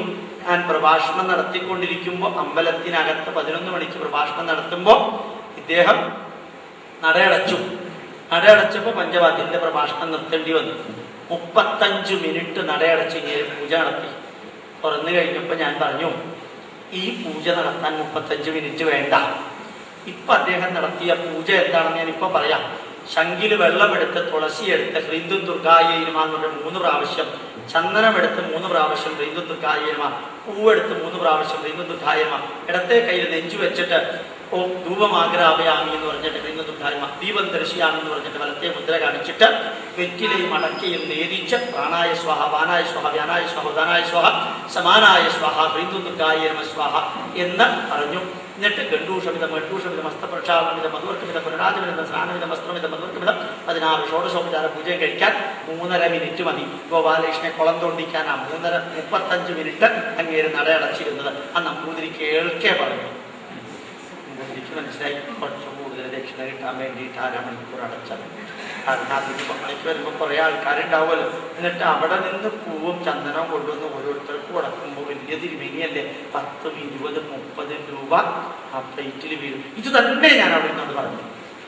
കാരണം അതാണ് സത്യം. മറ്റേ വശം എനിക്ക് അറിയാവുന്നത് കൊണ്ടാണ്. അഹങ്കാരത്തിന്റെ വാക്കാണെന്ന് തെറ്റിദ്ധരിച്ചേക്കല്ലേ. 240 ഡബിള് മുണ്ട ഒരു തന്ത്രിക്ക് എഴുതിയിരിക്കുകയാണ്. അദ്ദേഹത്തിനെ മൊത്തം കത്തിക്കാൻ അത്രയും ഡബിള് കഴിയും. 150 ഡബിള് മതി മൊത്തം വിറകില്ലാതെ കത്തിക്കണം പോയി. ഇതെങ്ങനെയാ അവസാനം അദ്ദേഹം അനുഭവിക്കുക? ഏത് പൂജാരി ആയാലും ഇതിനെങ്ങനെയാ നമ്മൾ എതിർക്കാതിരിക്കുക? എതിർക്കാൻ വേണ്ടി എതിർക്കല്ല, തെറ്റാണെന്ന് അറിഞ്ഞ് ഏത് സദസ്സിലും പറയാറുണ്ട്. ഗോപാലകൃഷ്ണൻ പറഞ്ഞത് തെറ്റാണ് എന്നുണ്ടെങ്കിൽ അവിടെ നിന്ന് കയറി വരിക. ഞാൻ എൻ്റെ അച്ഛൻ്റെ കാല് പിടിച്ച് തെറ്റ് പറയുന്നത് മാതിരി നിങ്ങളുടെ കാല് പിടിച്ച് ഞാൻ പറഞ്ഞ തെറ്റാണെങ്കിൽ പറയാൻ തയ്യാറാണ്. ഒരു തലക്കനോ ഇല്ലാതെ പറയാൻ തയ്യാറാണ് എന്ന് അതുകൊണ്ടാണ് ഞാൻ ഈ പ്രശ്നത്തിനെ എതിർക്കുന്നത്. ഞാൻ അമൃത ചാനലിന്റെ ACVയിൽ പറയാറുണ്ട്. ഇപ്പൊ സാധാരണക്കാരായ വ്യക്തിയുടെ അടുത്ത് പറയാ നിങ്ങളുടെ അച്ഛനും അമ്മയ്ക്കും ഗതി പിടിച്ചിട്ടില്ല, അവരുടെ വീട്ടിൽ എന്താ ഷോക്ക്, അവരെങ്ങനെ ജീവിക്കും? ഊണ് കഴിക്കാൻ ഗതിയില്ലാത്ത പാവങ്ങളെ കൊണ്ട് അച്ഛനും അമ്മയ്ക്കും ഗതിയില്ല എന്ന് പറഞ്ഞിട്ട് 25,000 രൂപ മേടിച്ച് പ്രായശ്ചിത്തം ചെയ്യണോ? അവർക്ക് രാവിലെ വൈകുന്നേരം ഭക്ഷണം കഴിക്കാനുള്ള വഴി ഉണ്ടാക്കണോ? ഏതാ ഇമ്പോർട്ടന്റ്? ഇവിടെയാണ് ഈ ജ്യോതിഷം ഉണ്ടാവുന്നത്. അതുപോലെ വീട്ടിൽ വന്ന് വാസ്തുവിദ്യ, ഇന്ന് PV ഔസേപ്പ് സാർ വാസ്തുവിദ്യയെ കുറിച്ച് എടുത്തു. ഒരു സ്ഥലത്തും അദ്ദേഹം പറഞ്ഞില്ല. ഞാൻ പറയുന്നതാണ് അവസാന വാക്കെന്ന്. പറ്റുമെങ്കിൽ ദീർഘചതുരാകൃതിയിലുള്ള മുറിയാണ് വേണ്ടത്. ഒരു ആകൃതി അവിടെ എല്ലാം അദ്ദേഹം പറഞ്ഞു. ഇനി ഉണ്ടാക്കാൻ വീട് നിങ്ങൾ ഉണ്ടാക്കാൻ പോവാണെങ്കിൽ ഇങ്ങനെയുള്ള വീടുണ്ടാക്കാം. ഇതുവരെ ഉണ്ടാക്കിയതിനെ മാറ്റാൻ അദ്ദേഹം ഉപയോഗിച്ചില്ല. ഒരു സ്ഥലത്ത് പോലും 1.5 മണിക്കൂർ പ്രഭാഷണത്തില് ഡോക്ടർ PV ഔസേപ്പ് ഉപയോഗിച്ചില്ല ഇപ്പോൾ ഉള്ള വീട്ടിൽ മാറ്റം വരുത്തണമെന്ന്. കാരണം അതാണ് വാസ്തുവിദ്യ. ചെറിയ ചെറിയ മാറ്റങ്ങൾ നിങ്ങൾ വരുത്തുക. അല്ലാണ്ട് ഈ ജനലെടുത്ത് ഇപ്പുറത്ത് വെച്ചാൽ നിങ്ങളുടെ വീട്ടിൽ ഐശ്വര്യം ഉണ്ടാവും എന്ന് പറഞ്ഞാൽ അമ്പര വിട്ടിട്ടാണ്. അയാളോട് തന്നെ പറയാം, താൻ തന്നെ ഈ ജനലെടുത്ത് ഇങ്ങോട്ട് വെക്കുക, എനിക്ക് ഐശ്വര്യം ഉണ്ടാവാൻ ഈ പകുതി തനിക്ക് തരാം. പിന്നെ നിങ്ങളുടെ വീട്ടിലേക്ക് വരിക, നിങ്ങളുടെ വീട്ടിലേക്ക് വരിക. തുളസിത്തറ അവിടെ വെച്ചാൽ നിങ്ങൾക്ക് ഐശ്വര്യക്കേട്. തുളസിത്തറ വെക്കുന്നത് ഐശ്വര്യം ഉണ്ടാവാനാണ്. അത് വെച്ച് കഴിഞ്ഞാൽ ഐശ്വര്യക്കേട് ഉണ്ടാവും എന്ന് പറഞ്ഞാൽ മറ്റേ ആൾ തലയ്ക്ക് സുഖമില്ലെന്ന് അർത്ഥം. ഒരു സംശയമില്ല. അതിനകത്ത് അതിനകത്ത് കുറവ് കൂടുതലൊക്കെ ഉണ്ടാവും. നമ്മൾ പണ്ടത്തെ കാലത്ത് ജീവിച്ച മാതിരിയൊന്നും അല്ല ഇപ്പോഴത്തെ കാലത്ത്. ഇത് മോഡേൺ വെർഷനാണ്. നമ്മൾ പറയാറുണ്ട്, സ്വഗ്രാമേ പൂർണ്ണമാചാരം അന്യഗ്രാമേ തദർദ്ധകം പട്ടണേതു തത്പാദം യാത്രേ ബാലാരാചരതേ. സ്വന്തം ഗ്രാമത്തിലെ ആചാരങ്ങൾ പൂർണ്ണമായിട്ടും മറ്റൊരു ഗ്രാമത്തിലേക്ക് താമസം മാറ്റിയാൽ പകുതി, പട്ടണത്തിലാണെങ്കിൽ കാൽഭാഗം ആചാരങ്ങൾ, യാത്രയിലാണെങ്കിൽ ആചാരങ്ങൾ അനുശാസിക്കേണ്ട ആവശ്യമേ ഇല്ല. ഇവിടെയാണ് നമ്മൾ മോഡേൺ യുഗത്തിലാണ് ജീവിക്കുന്നത്. അപ്പൊ എന്നും ഓർമ്മിക്കാം, നമുക്ക് പ്രശ്നം വെക്കുന്നത് ഒരു പ്രശ്നമായി തീരുകയാണെങ്കിൽ അന്ന് പ്രശ്നം വെക്കൽ നിർത്തണം.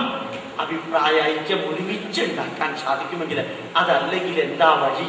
ഇപ്പൊ തിരുവനന്തപുരത്ത് നല്ല സയന്റിസ്റ്റുമാരുണ്ട് പ്രശ്നം വെക്കുന്നവരെ. ധർമ്മരാജയ്യര് കെമിസ്ട്രി ഡീനാണ്, പ്രൊഫസർ മാധവൻ മാത്തമാറ്റിക്സിന്റെ ഹെഡ് ഓഫ് ദ ഡിപ്പാർട്ട്മെന്റ് ആണ് കേരള യൂണിവേഴ്സിറ്റിയിലെ. അവര് പ്രശ്നം വെക്കുമ്പോൾ ഈ അബദ്ധങ്ങളൊന്നും പറയില്ല. എന്താ വേണ്ടത്, ഇന്ന കാര്യങ്ങൾ ചെയ്യാം, മറ്റേ ചെയ്യാം, കഥ അത് പറഞ്ഞ് എഴുതി കൊടുത്ത് വരും.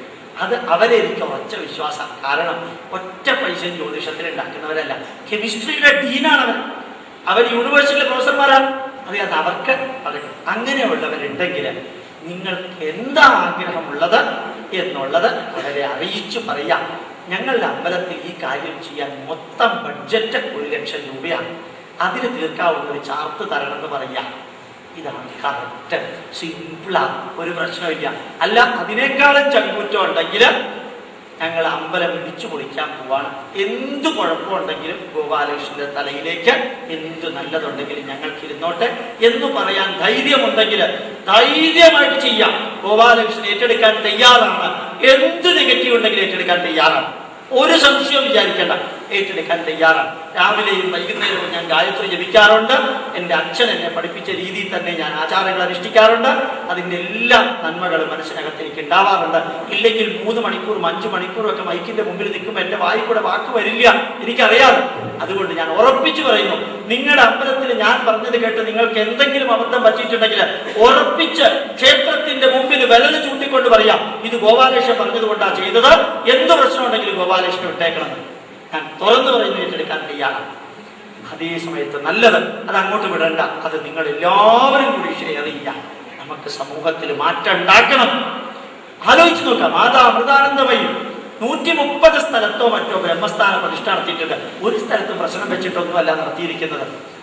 മാത്രമല്ല അമ്മ ബ്രാഹ്മണ സ്ത്രീ ഒന്നുമല്ല, ബ്രാഹ്മണരായ അച്ഛനമ്മമാർക്ക് ജനിച്ചാളൊന്നുമല്ല. എന്നിട്ട് ദൈവത്തിന് ദേഷ്യം വന്നു. ഏതെങ്കിലും ദൈവത്തിന് ദേഷ്യം വന്നോ? 327 ക്ഷേത്രത്തിലാണ് പറവൂർ ശ്രീധരൻ തന്ത്രി പ്രതിഷ്ഠ നടത്തിയത്. എല്ലാ ക്ഷേത്രങ്ങളിലും ഇങ്ങനത്തെ കഴുത്തിന് പൂണൂലൊന്നുമില്ല.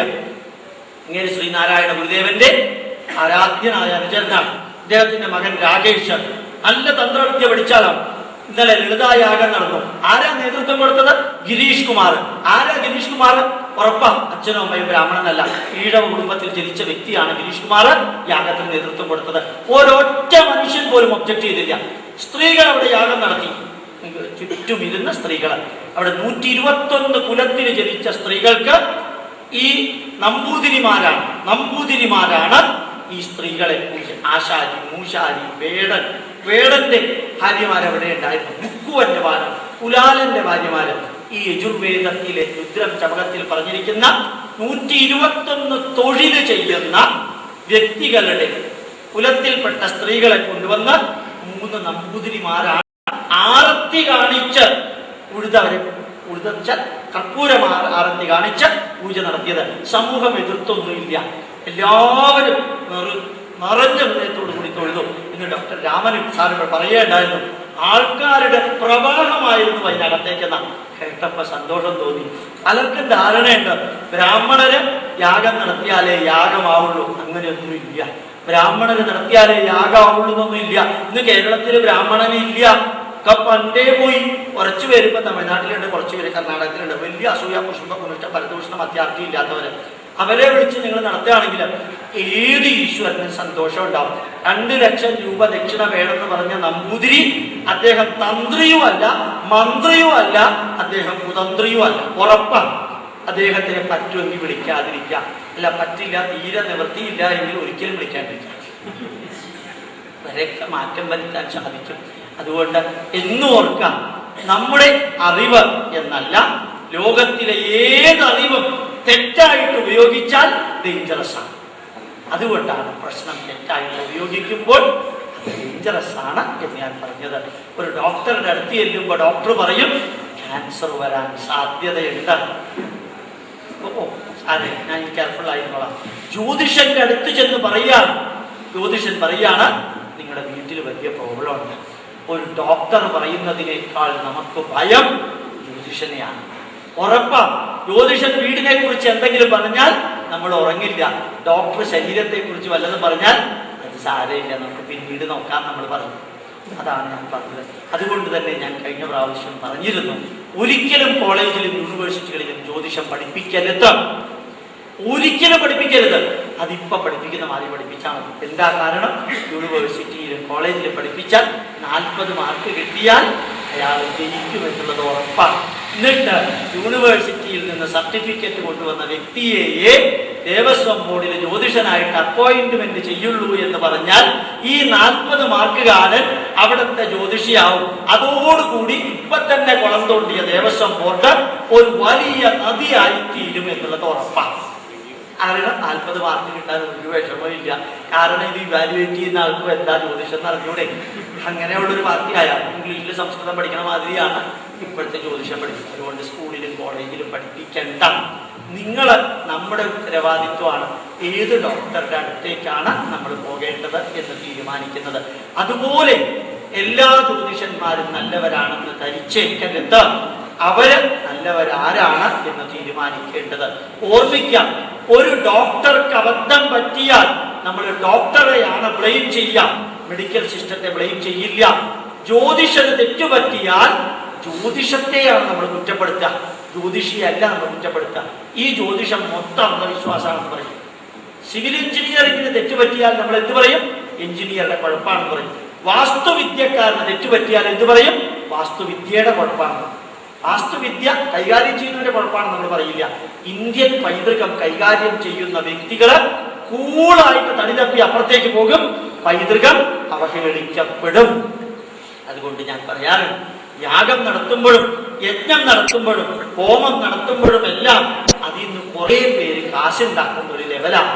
അതുകൊണ്ട് യാഗത്തെയും യജ്ഞത്തെയും ഹോമത്തെയും എതിർക്കാതിരിക്കാൻ നിവൃത്തിയില്ലാത്ത ഒരു ലെവലിലേക്ക് വന്നിരിക്കുന്നു. ഒരു യാഗം നടത്തുമ്പോൾ 1.5 കോടി 2 കോടി രൂപ വിധിക്കുക, 32 ലക്ഷം രൂപ ചെലവാക്കുക, ബാക്കി 1 കോടി 20 ലക്ഷം എവിടെ പോയി? പലരുടെയും പോക്കറ്റുകളിലേക്ക് പോയി. പൈതൃകത്തിന്റെ പേരില് പലരും യാഗവും അതെല്ലാം നടത്തുമ്പോൾ അത് അവഹേളിക്കപ്പെടുന്നത് നമ്മുടെ പൈതൃകമാണ്. അതുകൊണ്ട് നിങ്ങളോട് എല്ലാവരും പറയാൻ ആഗ്രഹമുള്ളത്, പ്രശ്നത്തിന് റീപ്രൊഡ്യൂസബിലിറ്റി, റിപ്പീറ്റബിലിറ്റി ഇല്ല. ജാതകത്തിന് അതുണ്ട്. നിങ്ങൾ വിവാഹം കഴിക്കാൻ പോകുമ്പോൾ ജാതക ചേർച്ച നോക്കുക എന്ന് പറഞ്ഞാൽ ഇപ്പൊ നോക്കുന്ന മാതിരി അല്ല നോക്കേണ്ടത്. അവിടെ ചെന്നൊരു പുസ്തകം വെച്ച് 10 എണ്ണത്തിൽ 7 എണ്ണം കിട്ടിയപ്പോൾ ഉത്തമമാണ്, 5 എണ്ണം വന്നപ്പോൾ മധ്യമം, 5 താഴെ വന്നപ്പോൾ അധമമാണ് എന്ന് പറയുന്നതല്ല ജാതക ചേർച്ച. ജാതക ചേർച്ച നോക്കാൻ 2 മണിക്കൂർ 3 മണിക്കൂർ വേണം. എന്താ കാരണം? പെണ്ണിന്റെ പേഴ്സണാലിറ്റിയും ആണിന്റെ പേഴ്സണാലിറ്റിയുമാണ് അനലൈസ് ചെയ്യേണ്ടത്. അതാരും ചെയ്യാറില്ല. അവിടെയാണ് കുഴപ്പം സംഭവിച്ചത്. എന്താ പെണ്ണിന്റെ പേഴ്സണാലിറ്റി? പെണ്ണ് സംസാരിക്കുന്ന രീതി എങ്ങനെയാണ്? എന്തെങ്കിലും അസുഖമുണ്ടോ? അതിന് വേറെ ലവ് അഫെയേഴ്സ് ഉണ്ടോ? അച്ഛനോട് അമ്മയോട് എങ്ങനെ പെരുമാറിയിരുന്നു?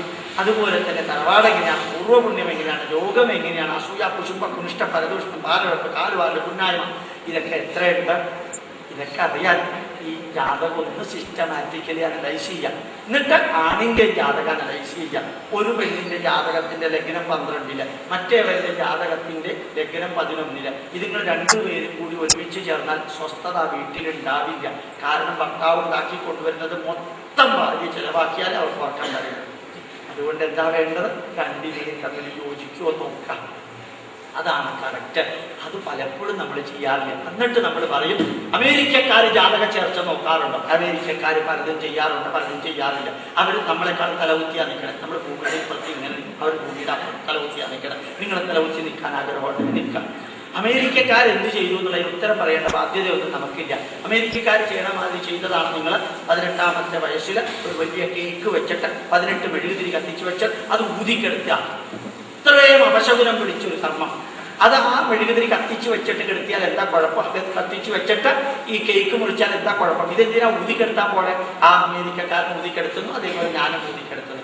അമേരിക്കക്കാരൻ പല രീതിയിലും ചെയ്തിട്ടുണ്ടോ? നിങ്ങളതൊക്കെ ചെയ്യാമ്പോൾ അയാൾ 5-6 പ്രാവശ്യം കല്യാണം കഴിക്കാറുണ്ട്. നിങ്ങൾക്ക് പറ്റുമോ? അത് അയാൾക്ക് ഇപ്പോഴത്തെ ഭാര്യ കുറച്ച് ദിവസമായിട്ടുണ്ട്. She is not very good. This is my first wife and my second wife is living in Chicago and third wife is in Los Angeles and fourth wife will be there from New York എന്ന് പറഞ്ഞാൽ മതി. നിങ്ങൾക്ക് പറ്റും. എൻ്റെ ആദ്യത്തെ ഭാര്യ ബോംബെയിലാണ്, 2ാമത്തെ ഭാര്യ ഹൈദരാബാദിലാണ്, 3ാമത്തെ ഭാര്യ എറണാകുളത്ത്, 4ാമത്തെ ഭാര്യ ഞാൻ അന്വേഷിച്ചുകൊണ്ട് നടക്കാം എന്ന് പറഞ്ഞ് ഞാൻ പറയുന്നു. തലയുടെ കാര്യം പോകാമെന്നത്.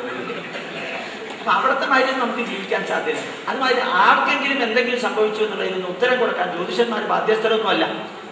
നമ്മൾ ആരും ഇതിന് ഉത്തരവാദിത്വം ഏറ്റെടുക്കേണ്ട കാര്യമില്ല. ഇതൊക്കെ ശരിയാണെന്ന് പറയാം. ചിലപ്പോൾ ചിലരെന്നോട് പറയാറുണ്ട്, ബ്രഹ്മാവിന് 4 തല ഉണ്ടായത് ശരിയല്ല. ശരിയല്ല, ഇത് ശരിയല്ല. കഥ നമുക്ക് എന്ത് ചെയ്യാൻ പറ്റും? 4 തലയുണ്ട്. ഞാനല്ല ഉണ്ടാക്കിയത്. ബ്രഹ്മാവിന് 4 തലയുണ്ട്. ശ്രീകൃഷ്ണന് മഹാവിഷ്ണുവിന് എന്താ നീല നിറം? ചിലപ്പോൾ നീല ഉണ്ടാവും, ചിലപ്പോൾ പച്ച ഉണ്ടാവും, ചിലപ്പോൾ ചുമപ്പായിരിക്കും. എനിക്ക് വല്ല കുഴപ്പമാണ്? ഇല്ലല്ലോ, കുഴപ്പമില്ല. അവിടെ നിന്നുകൊണ്ട് ഒരാൾ എന്നോട് ചോദിക്കേണ്ടായി, ഹിന്ദു എന്ന പേരെന്താണ്ടായത്? 2011 ഫെബ്രുവരി മാസം 32 ഉണ്ടായി. എന്താ കുഴപ്പം? ഫെബ്രുവരി മാസം 2011 ഫെബ്രുവരി മാസം 32 ഹിന്ദു എന്നുള്ള പേരുണ്ടായത്. അത് ശരിയാണോ സാർ? ശരിയല്ലെന്ന് താൻ പ്രൂവ് ചെയ്യും. എന്റെ ജോലിയൊന്നുമല്ല അത് പ്രൂവ് ചെയ്യും. ഹിന്ദു എന്ന പേര് എന്നുണ്ടായാൽ നമുക്ക് എന്താ കുഴപ്പം? എന്ന് വേണമെങ്കിൽ ഉണ്ടായിക്കോട്ടെ. വേദം ആരാ എഴുതിയത്? ആരാ എനിക്കറിഞ്ഞൂടാ. ലെനിനോ, സ്റ്റാലിനോ, അർണോൾഡ് ടോയൻബിയോ ആരെഴുതിയാൽ നമുക്ക് എന്താ? ഇപ്പോൾ വേദം മുമ്പിലുണ്ട്. വേണമെങ്കിൽ വായിക്കാം, വേണമെങ്കിൽ വായിക്കാം. എല്ലാവരും ഞാൻ പറയും. നമ്മൾ പലപ്പോഴും ചിന്തിക്കാം, ശ്രീരാമൻ നോൺ വെജിറ്റേറിയൻ കഴിച്ചിട്ടുണ്ടോ? ശ്രീരാമൻ പലതും കഴിച്ചിട്ടുണ്ടോ? എന്താ നിങ്ങൾക്ക് വല്ല കുഴപ്പം? അല്ല, എന്നാൽ പിന്നെ എനിക്ക് നോൺ വെജിറ്റേറിയൻ കഴിച്ചൂടെ? തീർച്ചയായിട്ടും കഴിച്ചൂടാ. ശ്രീരാമൻ വേറെ പലതും ചെയ്തിട്ടുണ്ട്. ഭാര്യയെ ഉപേക്ഷിച്ചിട്ടുണ്ട്. മാത്രമല്ല, അപ്പുറത്തേക്ക് സേതുബന്ധനം കെട്ടിയിട്ടുണ്ട്. കെട്ടാൻ ഉദ്ദേശമുണ്ടോ? ഇന്ത്യയും ശ്രീലങ്കയും തമ്മിൽ ബ്രിഡ്ജ് കെട്ടിയിട്ടുണ്ട്. കെട്ടാൻ ഉദ്ദേശമുണ്ടോ? 14 കൊല്ലം അങ്ങേര് കാട്ടിൽ നിന്നിട്ടുണ്ട്. ഇരിക്കാൻ ഉദ്ദേശമുണ്ടോ? ഇല്ലല്ലോ. പിന്നെ ഇങ്ങനെ നോൺ വെജിറ്റേറിയൻ കഴിച്ചത് മാത്രം അനുസരിച്ച് എന്താ ചെയ്യാൻ പാടില്ല? ചെയ്തോളാം. ശ്രീകൃഷ്ണന് 16,008 ഭാര്യമാരുണ്ട്. 16,008 ഭാര്യമാരുണ്ട്. എന്താ കുഴപ്പം? 10 ലക്ഷം കാണും. എനിക്ക് വല്ല പ്രശ്നമുള്ള ഇല്ല.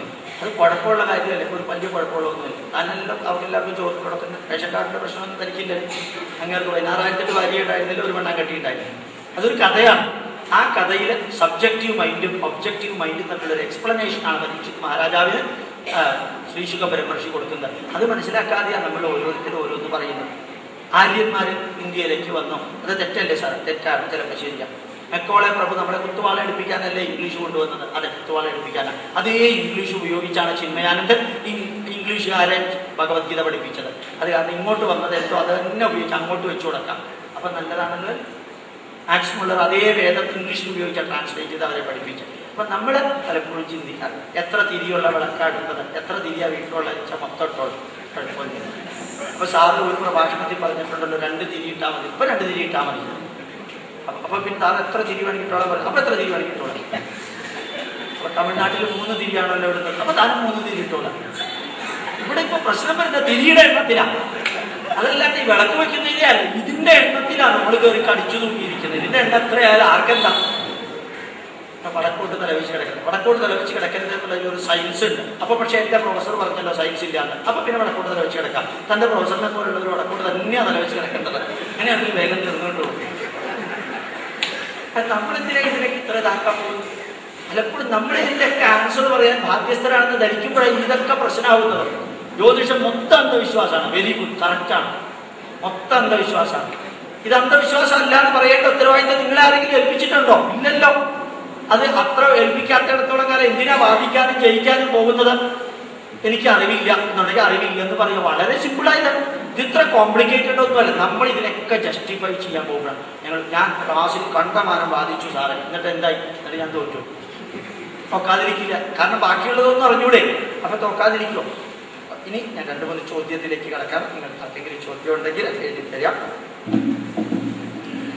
ഹസ്തരേഖാശാസ്ത്രം ജ്യോതിഷത്തിന്റെ ഭാഗമാണോ? ഈ നിമിത്തശാസ്ത്രം,